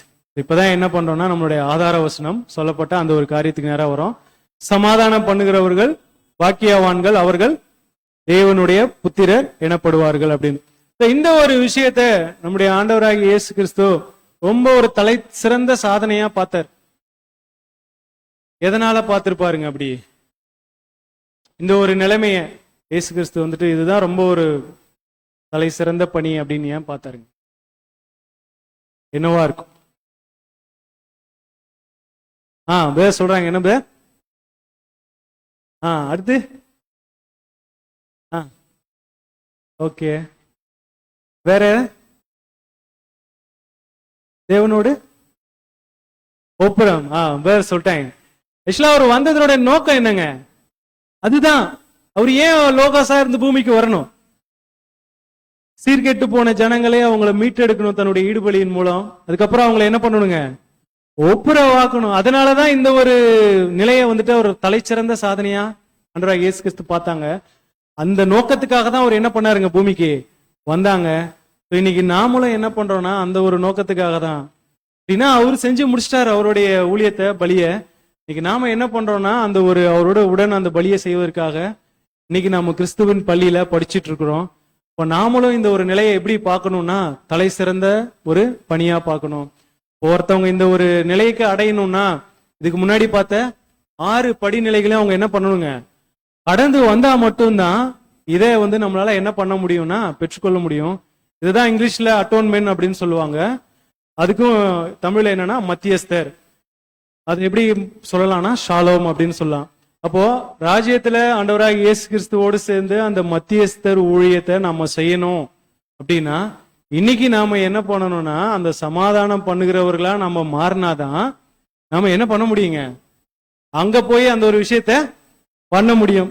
இன்னைக்கு உலக பிரகாரமாவே எடுத்துக்கங்களேன். ஒரு டீச்சர் ஸ்கூல்ல பசங்களுக்கு கிளாஸ் எடுக்கிறாங்கல்ல, அவங்க டீச்சரா ஆகிறதுக்கு முன்னாடி அவங்க என்ன பண்ணிருப்பாங்க? ஃபர்ஸ்ட் அவங்க ட்ரைனிங் எடுத்திருக்கணும். அவங்களுக்கு வந்துட்டு டீச்சிங் எப்படி பண்ணணும்ன்றது குறிச்சு சொல்லி கொடுப்பாங்க இல்லைங்களா?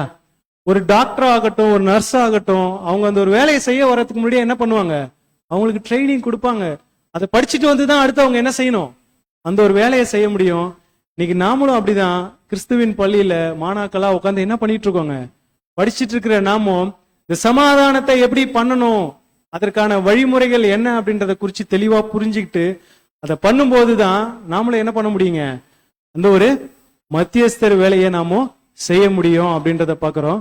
இப்ப ஆண்டவராகிய இயேசு கிறிஸ்து அந்த ஒரு மத்தியஸ்தரா இருக்காரு. இப்ப நமக்கு எப்படி இருக்காருங்க ஆண்டவராகிய இயேசு கிறிஸ்து? எப்படி இருக்காருங்க? நமக்கு அவர் என்னவா இல்லைங்க? மத்தியஸ்தர் இல்ல. அவர் நமக்கு அட்வொகேட்டா இருக்காரு. நமக்காக என்ன பண்றாருங்க? பிதாவின் இடத்துல பரிந்து பேசுகிறவரா இருக்கிறாரு. நம்ம எவ்வளவோ பிழைகள் பண்றோம், எவ்வளவோ குறைவுபடும் போது நமக்காக அவர் என்ன பண்றாருன்னா பரிந்து பேசுறாரு. இதெல்லாம் நம்ம சலுகையா எடுத்துக்கொள்ளாம நம்மளுடைய குணலட்சணத்தை மாற்றிக்கொண்டு இந்த பள்ளியில அதிகமா படிச்சு நம்ம மாறணும், அவரோடு சேர்ந்து அந்த ஒரு மத்தியஸ்தர் ஊழியம் பண்ணணும் அப்படின்றதான் தேவன் விரும்புறாங்க. அதற்காக தான் இந்த ஒரு அழைப்பு என்ன பண்ணிருக்கீங்க நமக்கு கொடுக்கப்பட்டிருக்குன்றதை நம்ம புரிஞ்சுக்கொள்ளணும். வசனம் கூட வாசிக்கலாம். ரோமர் 8ஆம் அதிகாரம் 14ஆம் வசனம். ரோமர் 8ஆம் அதிகாரம் வசனம் 14. மேலும் எவர்கள் தேவனுடைய ஆவியினாலே நடத்தப்படுகிறார்களோ அவர்கள் தேவனுடைய புத்திரராய் இருக்கிறார்கள். எல்லாவற்றுக்கும் மேலாக தேவனுடைய ஆவி அது நம்மளை என்ன பண்ணணுங்க? வழி நடத்தணும்.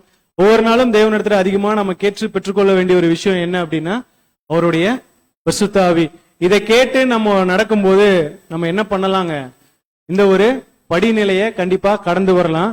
சோ அது என்னென்ன படிநிலைன்னு ஒரு சொல்லிடலாங்களா? முதலாவது படிக்கட்டு என்ன அப்படின்னா ஆவியில் எளிமை உள்ளவர்கள்.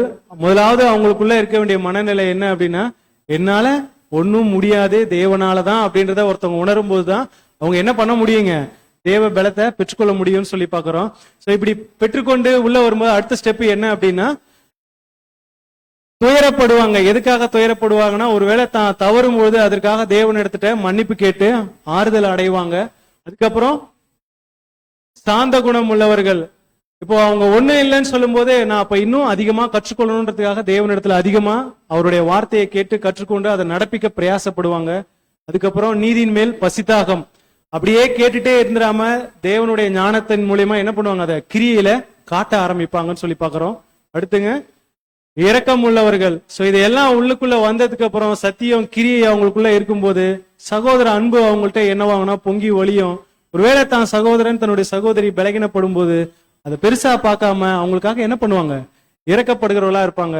ஆறாவது இருதயத்தில் சுத்தமுள்ளவர்கள் சொல்லும் போது அவங்களுடைய சிந்தை அந்த புதிய சிருஷ்டியை வளர்த்து எடுக்கிறதுல அதிகமா பிரயாசப்பட்டு அதை வளர்த்து அதுல மறுரூபம் அடைவதை பார்க்க முடியும். கடைசியா அவங்க அந்த ஒரு எந்த நிலைக்குள்ள போவாங்க? சமாதானம் பண்ணுகிறவர்கள் அந்த ஒரு நிலைக்குள்ள போவாங்க அப்படின்னு சொல்லி பாக்குறோம். சோ இப்போ இந்த 7 படிநிலையும் ஒருத்தவங்க கண்டிப்பா சரியா பண்றாங்கன்னா அடுத்து அவங்களுக்கு வரக்கூடிய விஷயம் என்ன அப்படின்னு சொல்லி பார்க்கும்போது வசனம் வாசிக்கலாம். மத்திய 5ஆம் அதிகாரம் 10 மற்றும் 11. மத்தேயு 5ஆம் அதிகாரம் வசனங்கள் 10 மற்றும் 11. நீதியின் நிமித்தம் துன்பப்படுகிறவர்கள் பாக்கியவான்கள், பரலோக ராஜ்யம் அவர்களுடையது. என் நிமித்தம் உங்களை நிந்தித்து துன்பப்படுத்தி பலவித தீமையான மொழிகளையும் உங்கள் பேரில் பொய்யாய் சொல்வார்களானால் பாக்கியவான்களாய் இருப்பீர்கள். அன்புக்குரிய சகோதர சகோதரிகளே, இதுவரைக்கும் பார்த்த அந்த ஒரு 7 குணங்கள் ஒருவேளை நமக்குள்ள உறுதிப்படுவதற்காக அடுத்து தேவன் நமக்கு அனுமதிக்கக்கூடிய விஷயம் என்ன அப்படின்னா அந்த மத்தேயு 5ஆம் அதிகாரத்திலே அந்த வசனங்கள் பின்னாடி சொல்லப்பட்ட இந்த ஒரு 2 விஷயங்கள் என்ன அப்படின்னா நீதி நிமித்தம் துன்பப்படுகிறவர்கள் பாக்கியவான்கள். இப்படி ஒரு புது சிருஷ்டி உண்மையாலுமே அந்த ஒரு நீதியுள்ள வாழ்க்கையை வாழும்பொழுது அவங்க ரொம்ப சந்தோஷமா இருப்பாங்க தேவனுக்குள்ள. ஆனா உலகம் நம்மளை எப்படி பார்க்குங்க? நம்மள பகைப்பாங்க. கரெக்டுங்களா? அன்றியும் கிறிஸ்து இயேசுக்குள் தேவ பக்தியாய் நடக்க மனதாய் இருக்கிற யாவரும் துன்பப்படுவார்கள். மனசுல நினைச்சாலே என்ன பண்ணுவாங்க? துன்பங்கள் வரும். இப்ப நம்ம கிரியையில காட்டுறோம். இப்படிப்பட்ட வாழ்க்கையை வாழும்போது நம்மள என்ன பண்ணுவாங்க? நிந்திப்பாங்க. நீதி நிமித்தம் நமக்கு என்ன வருங்க? அதிகமா துன்பங்கள் வரும். அந்த நேரத்துல நம்ம என்ன பண்ணிடக்கூடாதுன்னா சோர்ந்து போக கூடாது. ஏன் அப்படின்னா இருள் என்ன பண்ணுங்க? வெளிச்சத்தை பகைக்கும். இன்னைக்கு ஒட்டுமொத்த உலகமும் இருள் நிறைந்த ஒரு அந்தகாரத்துல இருக்கிறாங்க. இன்னைக்கு நீங்களும் நானும் தான் யாரா இருக்கோங்க? தேவனுடைய பார்வையில வெளிச்சத்தின் பிள்ளைகளா நீதிமான்களாக எண்ணப்பட்டவர்களா கருதப்படுகிறவர்களா நம்ம நிக்கிறோம். அப்ப அவங்க என்ன பண்ணுவாங்க? நம்மள நிந்திப்பாங்க, பகைப்பாங்க. ஆனா நம்ம என்ன செய்யக்கூடாதுங்க? அதை குறிச்சு சோர்ந்து போகக்கூடாது. அதை திரும்ப நம்ம கை கொள்ளணும்னு பாக்குறோம். அடுத்த ஒரு விஷயம், என் நிமித்தம் உங்களை நிந்தித்து துன்பப்படுத்தி பலவித தீமையான மொழிகளையும். இதுமே என்னதான் அப்படிங்க, கிறிஸ்துவின் நிமித்தம் நமக்குடைய அவப்பெயர்கள் நிறைய வரும். அதுக்காகவும் நம்ம என்ன பண்ணக்கூடாதுன்னா வருத்தப்படக்கூடாது. இந்த இடத்துல என் நிமித்தம் சொல்லும் போது கிறிஸ்துவோடு கூட உடன்பலி, அவருக்காக செய்யப்படுகிற அந்த ஒரு பலியின் ஜீவியத்துல, அது எப்படின்னா பாவ நிவாரண நாளின் பலிகள் இருக்குங்களா, காளை வெள்ளாட்டுக்கடா, அவரு பலியை என்ன பண்ணிட்டாருங்க, செலுத்தி முடிச்சிட்டாரு. இப்ப நாமளும் அந்த ஒரு பலியின் ஜீவியத்துல அவரோட உடன்பலியா ஆயிட்டு இருக்கிறோம். அவர் நிமித்தமும் நமக்கு என்ன வரும்னா அதிக நிந்தனைகள், தீமையான மொழிகள் எல்லாம் வரும். எல்லாமே வந்தாலும் நம்ம என்ன பண்ணக்கூடாதுங்க, என்ன செய்யணும்? மாறா காலை தியானத்துல வாசிச்சவங்களே, சந்தோஷப்பட்டு களி கூறுங்கள், பரலோகத்தில் உங்கள் பலன் மிகுதியாக இருக்கும். அன்புக்குரிய சகோதர சகோதரிகளே, தேவன் இப்படிப்பட்ட அந்த ஒரு மாபெரும் சத்தியத்தை என்ன பண்ணிருக்காங்கன்னா அந்த ஒரு மத்திய 5ஆம் அதிகாரத்துக்குள்ள வச்சிருக்காங்க. இது ஒரு விசேஷித்த நோக்கத்திற்காக இந்த ஒரு ஆர்டர் எவ்வளவு அழகா அதை கொடுத்திருக்காங்க அப்படின்னா, ஒவ்வொரு நிலையை தாண்டும் போது மட்டும்தான் அவங்களால அந்த கடைசியான அந்த ஒரு நிலையை அடைய முடியும்னு சொல்லி பாக்குறோம். இது வரைக்கும் நம்ம அந்த விஷயங்களை என்ன அப்படின்றத பார்த்துட்டோம். அடுத்து என்னன்னா பிராக்டிகலா இந்த விஷயத்த நம்ம எப்படி பண்ண போறோம். இப்ப சமாதானம் பண்ணணும், அப்படி பண்றவங்க தான் தேவனுடைய புத்திரர்கள், அவங்க தான் ராஜ்யத்துல கிறிஸ்துவோடு கூட சேர்ந்து அந்த ஒரு மத்தியஸ்த ஊழியம் பண்ண போறாங்கன்னு பார்த்துட்டோம். அதுக்காக தான் நம்ம இந்த கிறிஸ்துவின் பள்ளியில சேர்ந்திருக்கிறோம்னு பார்த்துட்டோம். இப்ப என்ன படிக்கிறோம் கிறிஸ்துவின் பள்ளியில? சமாதானம்னா என்னன்னு பார்த்தோம். இப்ப அதை எப்படி பண்றது நம்மளுடைய லைஃப்ல அப்படின்றத நம்ம அடுத்த ஒரு பகுதியா நம்ம பார்த்து இந்த ஒரு பாடத்தை முடிக்கலாம். சோ சமாதானம் செய்கிறவர்களுக்கு வழிகாட்டும் நெறிகள் அப்படின்னு சொல்லி பார்க்கும்போது முக்கியமா ஒரு 4 விஷயங்கள் வந்துட்டு அந்த ஒரு நமக்கு தேவை. ஏன் அப்படின்னா அந்த நம்ம வளரணும், அதை கற்றுக்கொள்ளணும் அப்படின்றதுக்காக தான். சோ முதலாவது அவங்களுக்கு என்ன தேவைங்க? சமாதானம் பண்றவங்களுக்கு பொறுமை தேவை, கேட்கிற காது, அமைதியான குரல், பரிவு அல்லது இரக்க குணம். இந்த 4 ரொம்ப முக்கியமானதா இருக்கு. ஒருத்தவங்க அவங்களுக்குள்ளேயும் மற்றவர்களுக்குள்ளேயும் சமாதானம் பண்ணனாலும் இது தேவை. இல்ல வேறு 2 பேரு பிரச்சனைகள் இருக்கும்போது அவங்கள நீங்க சமாதானம் பண்ண போனாலும் அதுக்கும் என்ன தேவைங்க? இந்த ஒரு காரியங்கள் தேவை அப்படின்னு சொல்லி பாக்குறோம். இந்த ஒரு சமாதானத்தை லைஃப்ல பண்ண ஒருத்தவர் இருக்காரு, யாருன்னு தெரியுங்களா? புதிய ஏற்பாட்டு காலத்துல யார நம்ம அதிகமா உதாரணத்துக்கு எடுப்போம்? ஆண்டவராகிய இயேசு கிறிஸ்துக்கு அப்புறம் யாரு தாங்க அதிகமா எடுப்போம்? அப்போஸ்தலனாகிய பவுல். அவரு என்ன பண்ணிருக்காங்க அப்படின்னா இந்த ஒரு சமாதானம் பண்றவரா இருந்திருக்காரு அப்படின்னு சொல்லி பாக்குறோம். என்ன பண்ணாரு அப்படின்னா வசனம் வாசிங்க சார். அப்போஸ்தலர் 15ஆம் அதிகாரம் 20ஆம் வசனம். அப்போஸ்தலர் 15ஆம் அதிகாரம் வசனம் 20. விக்கிரகங்களுக்கு படைத்த அசுசியானவைகளுக்கும் வேசித்தனத்திற்கும் நெருக்குண்டு செத்ததிற்கும் இரக்கத்திற்கு விலகி இருக்கும்படி அவர்களுக்கு நாம் எழுத வேண்டும் என்று நான் தீர்மானிக்கிறேன். அது ரத்தத்திற்கு பரவாயில்ல. என்ன ஒரு விஷயம் இங்க நடந்தது அப்படின்னு சொல்லி பார்க்கும்போது அப்போஸ்தலனாகிய பவுல் இப்ப என்ன பண்ணாங்கன்னா புறஜாதியார் மத்தியில போய் சுவிசேஷம் அங்க பண்ணிக்கிட்டு இருக்காங்க. இப்ப அந்த இடத்துல இந்த ஒரு பரிசேயர் மாக்கத்துல இருந்து விசுவாசிகளான கூட்டத்தார் என்ன பண்றாங்க, இந்த புறஜாதி ஜனங்களை என்ன பண்ணணும், அவங்களும் விருத்த சேதனை பண்ணணும், நியாயப்பிரமாணத்தை கடைபிடிக்கணும்னு சொல்லி ஒரு பிரச்சனைய எழுப்புறாங்க. அந்த மாதிரி ஒரு சூழ்நிலை வரும்போது இப்ப என்ன பண்றாங்க, எல்லாரும் சேர்ந்து எருசலேம்ல அப்போஸ்தலர்களை கூட்டி அங்க ஒரு மீட்டிங் மாதிரி கண்டக்ட் பண்ணி இந்த மாதிரி ஒரு சூழ்நிலை இருக்கு, என்ன பண்ணலாம் அப்படின்னு சொல்லும் போது பேசிட்டே வரும்போது அப்போஸ்தலன் யாக்கோபு என்ன பண்ணுவாங்கன்னா இந்த ஒரு விஷயத்த சொல்லுவாங்க. அவங்க என்ன பண்ண தேவையில்ல, நியாயப்பிரமாணத்தின்படி எல்லாம் கடைபிடிக்க தேவையில்ல. ஏன்? நியாயப்பிரமாணத்தினால யாரும் நீதிமான் ஆகிறது இல்லை. நாமளுமே எதனாலதான் நீதிமான் ஆயிருக்கோம்? கிறிஸ்துவினுடைய விலையேற பெற்ற அந்த ஈடுபலியின் விசுவாசத்தின் மூலம் தான் நம்ம என்ன பண்ணிருக்கோம், இந்த ஒரு நீதிமான் ஆயிருக்கோம். அப்ப நியாயப்பிரமாணத்தினால யாரும் நீதிமான் ஆகிறது இல்ல. தேவன் நமக்கு எப்படி கிருபை அளித்தாரோ அதே மாதிரிதான் என்ன பண்ணிருக்காரு, அவங்களுக்கும் அழிச்சிருக்காங்க அப்படின்னு சொல்லிட்டு எதுக்கு மட்டும் அவங்க விலகி இருக்கணும் அப்படின்ற ஒரு விஷயத்த அங்க எழுதி அனுப்புறாங்க. அதாவது அந்த மற்ற நாடுகள்ல இருக்கவங்களுக்கு விசுவாசிகளுக்கு அனுப்புறாங்க அப்படின்னா, நீங்க விக்கிரகங்களுக்கு படைச்ச அசுசியானவைகளுக்கும் வேசித்தனத்திற்கும் நெருங்குண்டு செத்தத்திற்கும் ரத்தத்திற்கும் விலகி இருக்கும்படி அவங்களுக்கு எழுத வேண்டும் என்று நான் தீர்மானிக்கிறேன் அப்படின்ற ஒரு விஷயத்த எழுதி அனுப்புறாங்க. இது யாருன்னா இப்போ அப்போஸ்தலர்கள் எல்லாம் ஒன்னா கூடி இங்க எருசலேம்ல இந்த ஒரு மீட்டிங்ல ஒரு டிசிஷன் எடுத்து என்ன பண்ணிட்டாங்க, அனுப்பிட்டாங்க. ஆனா இந்த ஒரு விஷயத்தை குறிச்சு அப்போஸ்தலனாகிய பவுலுக்கு என்ன இல்லை அப்படின்னா உடன்பாடு இல்லை. இதை குறிச்சு நீங்க வீட்டுல போனா 1 கொரிந்தியர் 10ஆம் அதிகாரம் 18ல இருந்து 33 வரைக்கும் வாசிச்சு பாத்தீங்கன்னா அங்க கொரிந்து சபைக்கு அவர் எழுதியிருப்பார். என்ன எழுதியிருப்பாருன்னா, விக்கிரகம் ஒரு பொருள் இல்ல, அதை வந்துட்டு நம்ம அதை ஒரு பொருட்டா என்ன வேணா, நீங்க உங்களுக்கு முன்னா வைக்கிறது எல்லாத்தையும் என்ன பண்ணுங்க, ஸ்தோத்திரம் பண்ணி சாப்பிடுங்க. அன்றியும் அது வந்து விக்கிரகங்கள் படைக்கப்பட்டதுன்னா நீங்க சாப்பிட வேணான்னு ஆனால் மற்ற சகோதரனுக்கு இடரல் உண்டாகுறபடி இருந்ததுன்னா நீங்க என்ன பண்ணக்கூடாது, அதை சாப்பிட வேணாம். சில விஷயங்கள் நிறைய பேசியிருப்பாரு. இப்ப என்ன ஒரு விஷயம்னா, அப்போஸ்தலனாகிய பவுல் இந்த ஒரு விஷயத்துல தீர்மானமா இருக்கிறாரு. இருந்தாலும் இந்த இடத்துல அப்போஸ்தலர்கள் எடுத்த இந்த முடிவுக்கு அவர் என்ன பண்ணலங்க, எதிர்ப்பு தெரிவிக்கல. மாறா என்ன பண்றாங்கன்னா, அந்த இடத்துல சமாதானத்தை காக்குறதுக்காக அவர் அங்க என்ன பண்றாருன்னா தன்னுடைய விருப்பத்தை விட்டு கொடுக்கறாங்க. சகோதரர் மத்தியில அந்த ஒரு பிளவை குணமாக்க என்ன பண்றாருங்க, முயற்சிக்கிறாரு. அவர்களை ஒருநிலைப்படுத்த விரும்புறாரு அப்படின்னு சொல்லி பாக்குறோம். இங்க அப்போஸ்தலனாகிய பவுல் எடுத்த அந்த ஒரு முடிவு என்ன அப்படின்னா, அது ஒரு பொருட்டு இல்ல, அதை சாப்பிடலாம், ஆனாலும் தேவன் தான் அப்படின்ற விஷயத்த அவருக்கு தெரிஞ்சிருந்தாலும் பின்னாடி அதை சொல்றாங்க கொரிந்து சபைக்கு. ஆனா அந்த இடத்துல அந்த ஒரு டிசிஷன் எடுக்கும் போது அவர் என்ன பண்ணலங்க, அந்த இடத்துல பேசாம தன்னுடைய விருப்பத்தை விட்டு கொடுக்குறாங்க அப்படின்னு பாக்குறோம். அன்புக்குரிய சகோதர சகோதரிகளே, நமக்கும் அதே ஒரு சூழ்நிலை தான். நம்ம இங்க எப்படி இருக்கிறோம்னா, ஒரே குடும்பமா இருக்கிறோம். இப்ப நமக்குள்ள ஒரு சமாதான சீர்கேடு வருது, ஒருமைப்பாடு அந்த இடத்துல குலைந்து போகுது அப்படின்னா கண்டிப்பா என்ன பண்ணணும்னா, நாம அதை காக்கிறவங்க, நம்ம சமாதானம் பண்ணுகிறவர்களா இருக்கிறோம் அப்படின்னா நம்மளும் என்ன பண்ணணுங்க, நம்முடைய விருப்பத்தை விட்டு கொடுக்கணும். அந்த ஒருமைப்பாட்டை, அந்த ஒன்னஸை காக்கிறதுக்காக நம்ம என்ன பண்ணலாங்க, முயற்சிக்கலாம். கண்டிப்பா அப்படி பண்ணா மட்டும்தான் அந்த இடத்துல என்ன இருக்குங்க, சமாதானம் இருக்கும் அப்படின்னு சொல்லி பாக்குறோம். ரோமர் 4:19 கூட வாசிங்க சார். ரோமர் 4:19 ஆனபடியால் சமாதானத்துக்கு அடுத்தவைகளையும் அந்நியோனிய பக்தி விருத்தி உண்டாகத்தக்கவைகளையும் நாடக்கடவோம். நம்ம அதிகமா எதை தான் நாடணும் அப்படின்னா, அந்த சமாதானத்துக்கு அடுத்த காரியங்கள். ஏன்னா கிறிஸ்துவின் பள்ளியில அதை குறிச்சுதான் நம்ம என்ன பண்ணிட்டு இருக்கோம்னா அதிகமா படிக்கிறோம். இப்ப அதையே நம்ம என்ன பண்ணணும்னா நாடக்கடவோம் அப்படின்னு சொல்லி பாக்குறோம். இப்ப முன்ன பார்த்த மாதிரி அந்த ஒரு 4 காரியங்கள். பொறுமைன்றது ஒரு விஷயம் நடந்துருச்சு, பிரச்சனை. இப்ப அந்த பிரச்சனைக்கு தீர்வு காணணும் அப்படின்னா முதலாவது என்ன தேவைங்க, நமக்கு பொறுமை வேணும். ஆயிடுச்சு, எப்படியோ பிரச்சனை வந்துருச்சு, அதை தீர்க்கணும் அப்படின்னு முடிவு பண்ணிட்டோம்னா கண்டிப்பா நமக்குள்ள பொறுமை இருக்கணும். பொறுமை இல்லாம நம்மளால என்ன பண்ண முடியாதுங்க, அதை சொல்யூஷன் இருக்கு காண முடியாது அப்படின்னு சொல்லி பாக்குறோம். ரெண்டாவது விஷயம் என்ன அப்படின்னா, கேட்கிற காது. நிறைய நேரங்கள்ல 2 தரப்பினருமே என்ன பண்ணுவாங்க அப்படின்னா, தங்களுடைய நிலைப்பாட்டுல எப்படி இருப்பாங்க, உறுதியா இருப்பாங்க. நான் பண்றதுதான் சரி, என் சைட்ல எந்த தப்பும் இல்லை. அவங்களும் எப்படிதான் இருப்பாங்க, அதே மாதிரிதான். இதனால என்ன பண்ண மாட்டாங்கன்னா, காது கொடுத்து கூட என்ன பண்ண மாட்டாங்க, கேட்க மாட்டாங்க.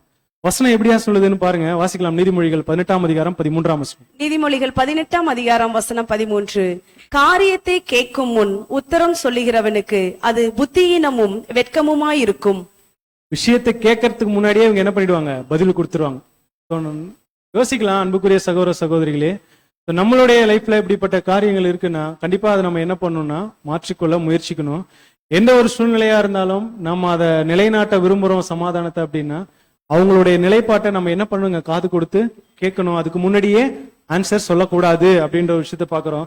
ஒருவேளை அப்படி இருந்தா அது எப்படி இருக்குமோ, அது அவனுக்கு புத்தியினமும் வெக்கமுமா இருக்கும் அப்படின்னு சொல்லி பாக்குறோம். மூன்றாவது விஷயம் என்ன அப்படின்னா, அமைதியான குரல். சமாதானம் பண்ணுகிறவர்கள் பண்ண போயிட்டு ஆல்ரெடி அவங்க 2 பேருக்குள்ளேயே என்ன போயிட்டு இருக்குங்க, பிரச்சனை போயிட்டு இருக்கு. இவரு நடுவுல போயிட்டு தன்னுடைய குரலை உயர்த்தலாங்களா, என்ன ஆயிடுங்க, அந்த இடத்துல ஏற்கனவே கொந்தளிச்சிட்டு இருக்கு. இப்ப இவரு போய் திரும்பவும் என்ன பண்றாருங்க, அங்க போய் பரிசுத்த ஆவி என்னும் தண்ணீரை அவங்க மேல ஊத்தாம கொந்தளிக்கிற ஆவி என்ன பண்ணிடுறாருங்க, ஊத்திட்டாருன்னா பிரச்சனை இன்னும் பெருசா போயிடும். அப்போ நமக்கு என்ன தேவைன்னா, நம்மளுடைய அந்த ஒரு குரல் ரொம்ப ஒரு அமைதியா, இந்த இடத்துல நிதானமா பரிசுத்த ஆவியினுடைய துணையோடு நம்ம என்ன பண்ணணும்னா பேசணும் அப்படின்னு சொல்லி பாக்குறோம். இது மூன்றாவது ஒரு விஷயம். நான்காவது என்ன அப்படின்னா, பரிவு அல்லது இரக்க குணம். 2 பேருமே தங்களுடைய நிலைப்பாட்டுல உறுதியா இருக்கும்போது, ஒருவேளை ஒருத்தவங்க மட்டும் அதை சமாதானம் பண்ணுகிறவர்களா இருக்கிறாங்க அப்படின்னா அவங்க என்ன பண்ணணும்னா, அவங்க காரியத்துல உள்ள அந்த ஒரு நிலைப்பாட்டை சீர்தூக்கி பார்த்து மதிக்கணும். இல்லைன்னா அவங்க மேல இரக்கம் காட்டணும். சரி, உண்மையா நியாயமா தான் இருக்கு, ஒருவேளை நம்மளோட நிலைப்பாடு தவறா இருக்குன்றதை உணர்ந்து அவங்க என்ன பண்ணலாங்க, அந்த ஒரு விஷயத்த மாற்றிக்கொள்றதுக்கு முயற்சிகள். அந்த ஒரு 4 காரியங்களும் ஒரு முக்கியமான விஷயமா இருக்கு. யாருக்குங்க, யாருக்கு முக்கியமா இருக்குங்க, சமாதானம் பண்ணுகிறவர்கள். நமக்கு தேவை. அப்பதான் நாம என்ன பண்ண முடியுங்க, இந்த ஒரு விஷயத்த சரிவர செய்ய முடியும். என்னென்ன அப்படின்னு சொல்லி பாக்குறோம்னா, பொறுமை நமக்கு அவசியம். அடுத்து கேட்கிற காது, அமைதியான குரல். அடுத்து பரிவு அல்லது இந்த பரிவு அல்லது இரக்க குணம் இல்லைனாலுமே நமக்குள்ள என்ன வராதுங்க, அவங்க பண்றது பண்ணிட்டு போட்டோம், என்னால போக முடியாது. ஒருவேளை சகோதர அன்பு அந்த இரக்கம் நம்மள நெருக்குதுன்னா என்ன பண்ணுவாங்க, அதற்கான முயற்சிகளை எடுத்து அதை சரி பண்ணிக்கிறதுக்காக நம்ம இறங்குவோம் அப்படின்னு சொல்லி பார்க்கிறோம்.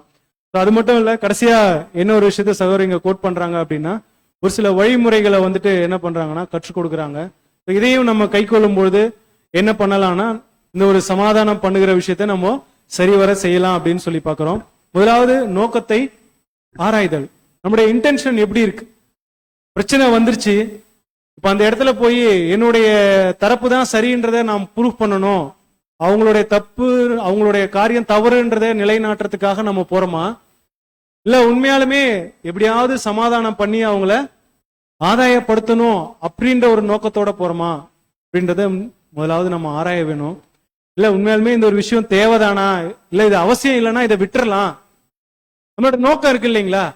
ஒருவேளை அவங்களோட நோக்கம் சரியா இருக்கு, இல்ல எப்படியாவது சமாதானம் பண்ணிட்டுன்னு போயிட்டாங்கன்னா அவங்க போய் தன்னோட நிலைப்பாட்டை என்ன பண்ண மாட்டாங்க, அந்த இடத்துல அதிகமா உயர்த்தி வைக்க முன்வைக்க மாட்டாங்க. அப்போ நோக்கம் ரொம்ப முக்கியம். அப்படிப்பட்டவங்களா நாம இருக்கணும். சத்தியத்தை நிலைநாட்டணும், சமாதானம் செய்யணும்ன்ற நோக்கத்தோட நம்ம இருக்கணும்னு பாக்குறோம். தெய்வீக உதவி நாடுதல்.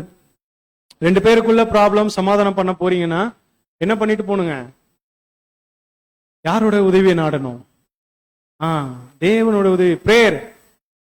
நிறைய நேரங்களில் உணர்ச்சி வசப்பட்டு என்ன பண்ணிடுவாங்க, நான் சரி பண்றேன்னு போயிட்டு இவங்க சுயபலத்துல போயிட்டு கடைசியில் அது என்னவா ஆயிடும், அது வேற மாதிரி போய் முடிஞ்சிடும்.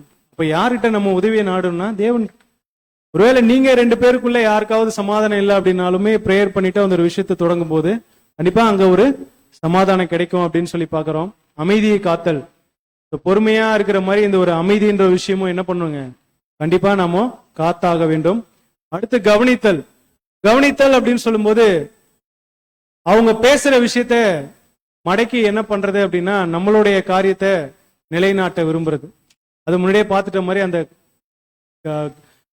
காது கொடுத்து கேட்கறோம் இல்லைங்களா, அதுவே வந்துட்டு என்ன அப்படின்னா நம்ம தரப்பு தான் சரி அப்படின்றத என்ன பண்ணுவோம்னா அவங்கள பேச விடாம மடக்கி எப்படியாவது அவங்கள நம்ப வச்சு இதுதான் சரி அப்படின்றதுக்காக முயற்சிக்கிறது. ஸோ அந்த மாதிரி இல்லாம அவங்க தரப்பினுடைய வாதங்களையும் நம்ம என்ன பண்ணணுங்க, கவனிக்கணும். சரி என்னதான் இருக்கு, ஏன் இதெல்லாம் சரியா பண்ணாதான் அவங்களால என்ன பண்ண முடியுங்க, இந்த ஒரு விஷயத்த சரி செய்து கொள்ள முடியும் அப்படின்னு சொல்லி பாக்குறோம்.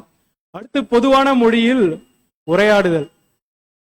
இது என்னன்னா நம்ம ஒரு வேர்டு யூஸ் பண்ணுவோம், அது என்ன பண்ணுவாங்கன்னா 2 தரப்புல 2 பேரும் வேற மாதிரி புரிஞ்சுக்குவாங்க. ஸோ அதுவே ஒரு பிரச்சனையா போயிடும் கடைசியில.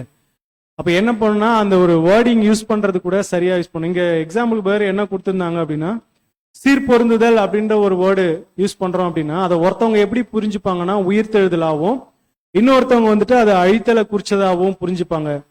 எப்படி நம்ம புரிஞ்சுக்கலாம்னா இப்ப சீர்பொருந்தல்ன்றது நாளைக்கு ஒட்டுமொத்த உலக ஜனங்களும் தேவனோடு சீர்பொருந்து போடக்கூடிய விஷயம். அதை குறிச்சு ஒருத்தவங்க பேசும்போது ஒருத்தவங்க அதை எப்படி புரிஞ்சுக்கிறாங்கன்னா உயிர்த்தெழுந்து வரக்கூடிய காரியங்களாகவும், இன்னொருத்தவங்க ராஜ்யத்தினுடைய அழிவை பற்றிய காரியங்களா இருக்கு அப்படின்னு இப்படியும் புரிஞ்சுக்கிறதுக்கு என்னவா இருக்கான், வாய்ப்புகள் இருக்கு. அப்ப நம்ம பேசுற மொழிகள் வார்த்தைகள் சரியானதா இருக்கணும் அப்படின்றத நம்ம புரிஞ்சுக்கணும் அப்படின்றத சகோதரங்க சொல்றாங்க. அடுத்து பொதுவான கருத்து. 2 பேரும் ஏற்றுக்கொள்ளக்கூடிய பொதுவான கருத்தை நம்ம முன்வைக்கணும். மற்றவருடைய வாதத்தில் உள்ள சட்டப்பூர்வமான ஆதாரங்களை ஒத்துக்கொள்ளுதல். இந்த ஒத்துக்கொள்ளுதல் அப்படின்றதா என்ன ஆகும்னா நமக்கு பெரிய பிரச்சனையே.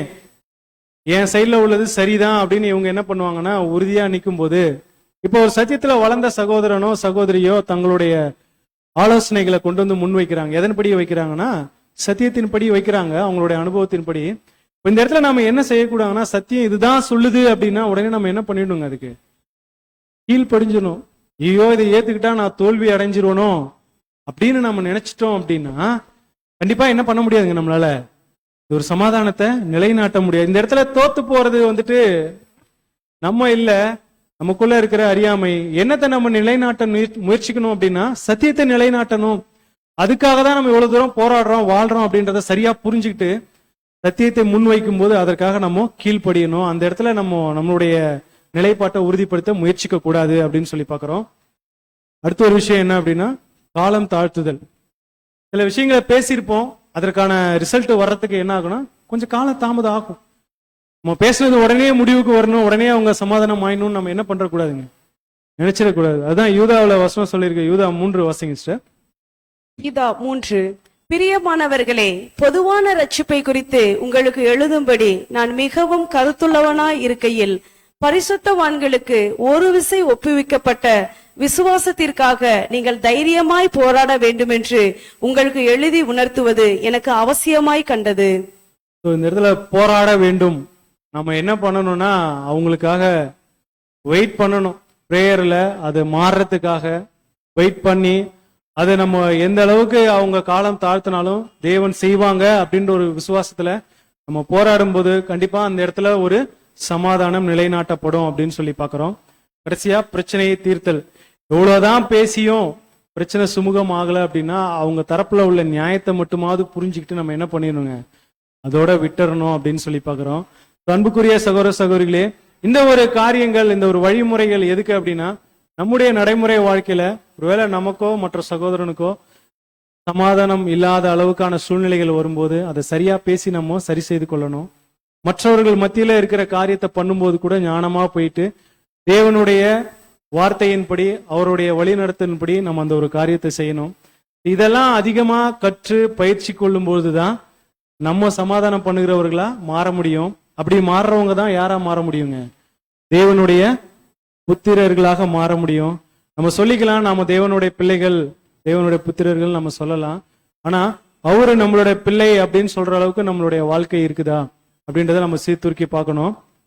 ஏன் அப்படின்னா தேவன் அதிகமா விரும்புற ஒரு விஷயம் என்ன அப்படின்னா அந்த ஒரு ஒருமைப்பாடு. ஆண்டவராகிய இயேசு கிறிஸ்து இந்த பூமியை விட்டு போறதுக்கு முன்னாடி பிரேயர் பண்ணார் இல்லைங்களா? தேவனே, நீங்க என்னிலும் நான் உங்களிலும் இருக்கிறது போல இவர்கள் நம்மில் ஒன்றாயிருக்கும்படி இவர்களுக்காக வேண்டிக் கொள்கிறேன்.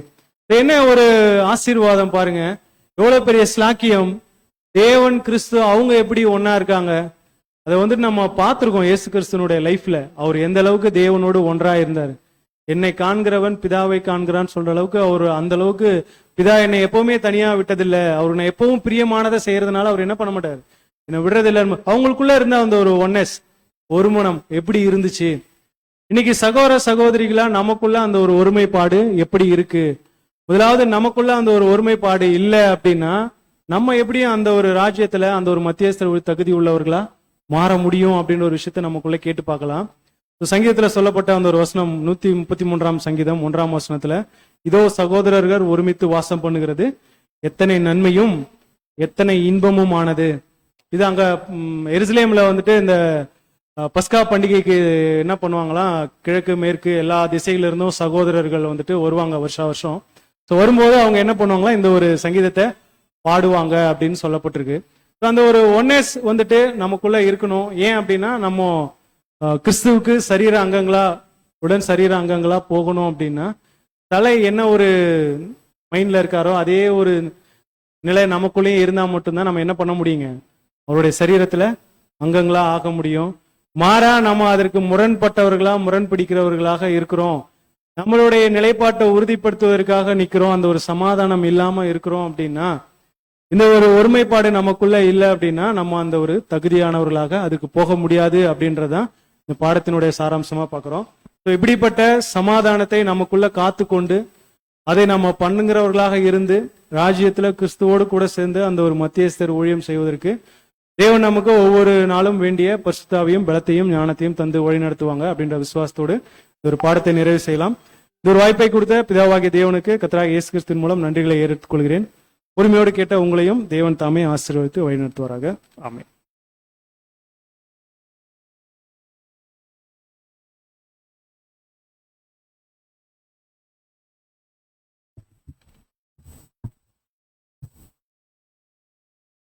கிறிஸ்துவில் பிரியமான சகோதர சகோதரிகளே, தேவன் இன்றைய தினத்திலும் கூட அவருடைய புத்திரராக இருப்பவர்கள் எப்படிப்பட்ட குணலட்சணம் உடையவர்களாக இருக்க வேண்டும் என்பதை சகோதர வாயிலாக நமக்கு வெளிப்படுத்தினமையால் ஆண்டவராய் இயேசு கிறிஸ்து மூலமாக அவருக்கு ஸ்தோத்திரங்களையும் நன்றிகளையும் ஏறெடுத்துக் கொள்வோம்.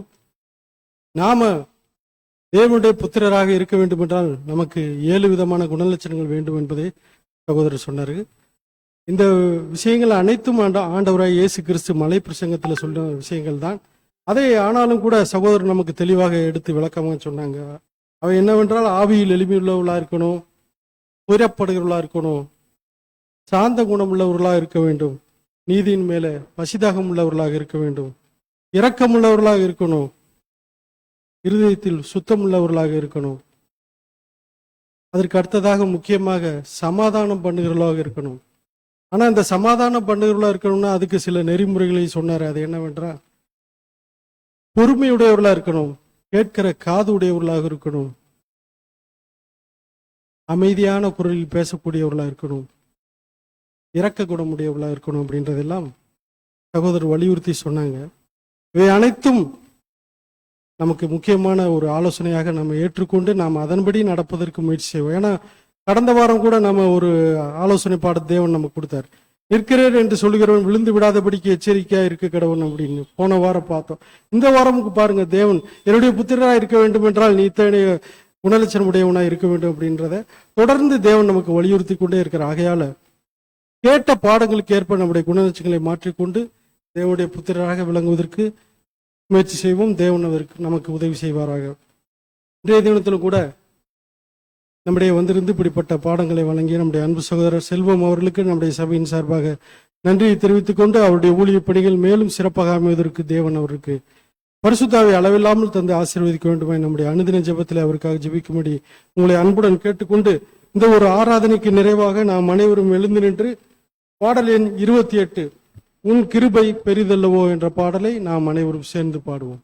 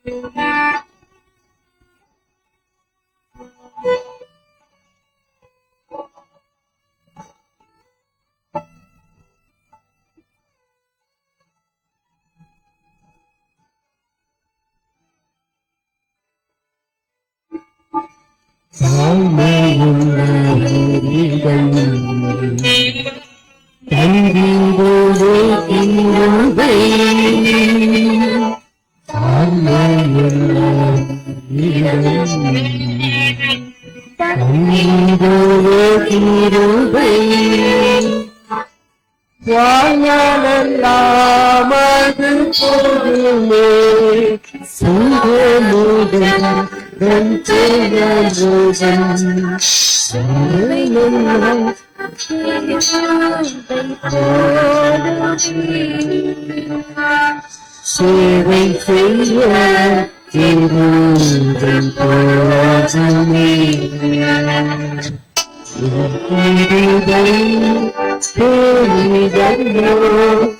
என் பின்வாயிலும் நீ மட்டும் காத்தது தேவை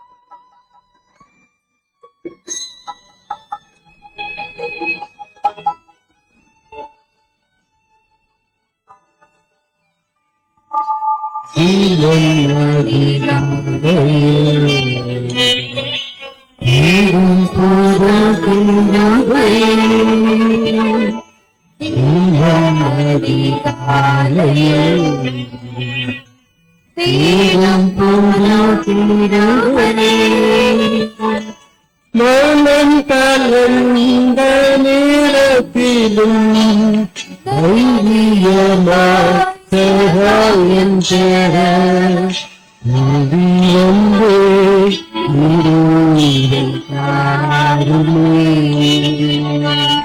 தேடி வந்தே இருந்தை தாருமே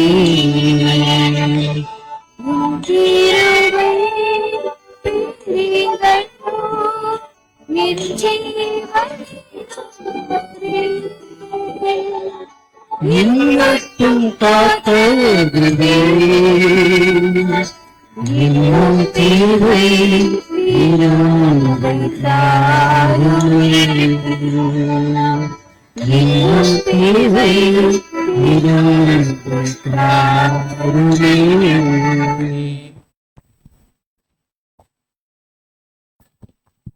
இந்த ஆராதனைக்கு நிறைவாக சகோதரர் தனசந்தானம் அவர்கள் நம்முடைய நிறைவு ஜெபத்தை ஏறெடுப்பார்கள்.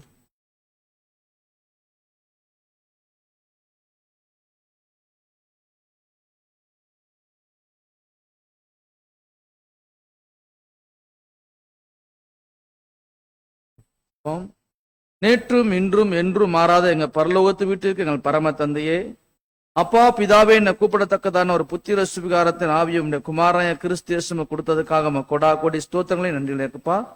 தகப்படி இந்த அருமையான அந்த நாளிலும் கூட அருமையான தேவதாசனை கொண்டு தந்தையே இந்த படிகளை பற்றி எங்களுக்கு விலைக்கு கொடுத்ததுக்காக கொடா கோடி ஸ்தோத்திரம் கண்டவரே. தகப்பனே, நாங்கள் முதல் படியில இருந்து கொண்டு தகப்பனே நாங்களும் தேவனுடைய பிள்ளைகள் என்று சொல்லத்தக்கதான ஒரு காரியத்தை நாங்கள் செய்து கொண்டிருந்தோம். தந்தையே, இந்த நாளிலும் கூட இந்த 7 படிகளை கடந்து இந்த மேலான அந்த படிக்கு நாங்கள் செல்ல எங்களுக்கு வேண்டிய இந்த பரிசுத்தாவின் உதவியோடு தேவன் சொன்ன அந்த வார்த்தைகளுக்காக கொடா கொடி ஸ்தோத்திராண்டவரே. தகப்பனே, இந்த வார்த்தைகளை நாங்கள் ஒரு காதில வாங்கி மறு காதில விட்டு விடாதபடி இந்த தொடர்ந்து தகப்பனே இந்த படியில நாங்கள் ஏறக்கூடிய அந்த தன்மைகளையும் தகப்பனே இந்த செய்ய முயற்சி காரியங்களையும் எங்களுக்கு செய்ய வேண்டிய காரியங்களை தகப்பனே கொடுத்ததுக்காக ஸ்தோத்திராண்டவரே. தந்தையே, நாங்கள் அவ்விதமாக ஒவ்வொரு படிகளையும் நாங்கள் கடந்து செல்ல எங்களுக்கு வேண்டிய பரிசுத்த ஆவியை கொடுத்து உதவும்படியாக, அதே போல தகப்பனே நாங்களும் அந்த படிகளை நாங்கள் செல்லத்தக்கதான தகப்பனே நாங்கள் ஒவ்வொரு சகோதர சகோதரி மத்தியிலே சமாதானத்தை கூறக்கூடிய மாற எங்களுக்கு வேண்டிய நல்ல ஞானத்தை கொடுக்கும்படியாக இந்த சிறு விண்ணப்பத்தையும் வேண்டுதலையும் எங்கள் ஆண்டவரும் இரட்சகரும் எங்கள் மீட்பரும் எங்கள் ஜீவாதிபதியுமா இருக்கிற இயேசு கிறிஸ்து இன்ப நாமத்தில் இருக்கணும் நல்ல பிதாவே.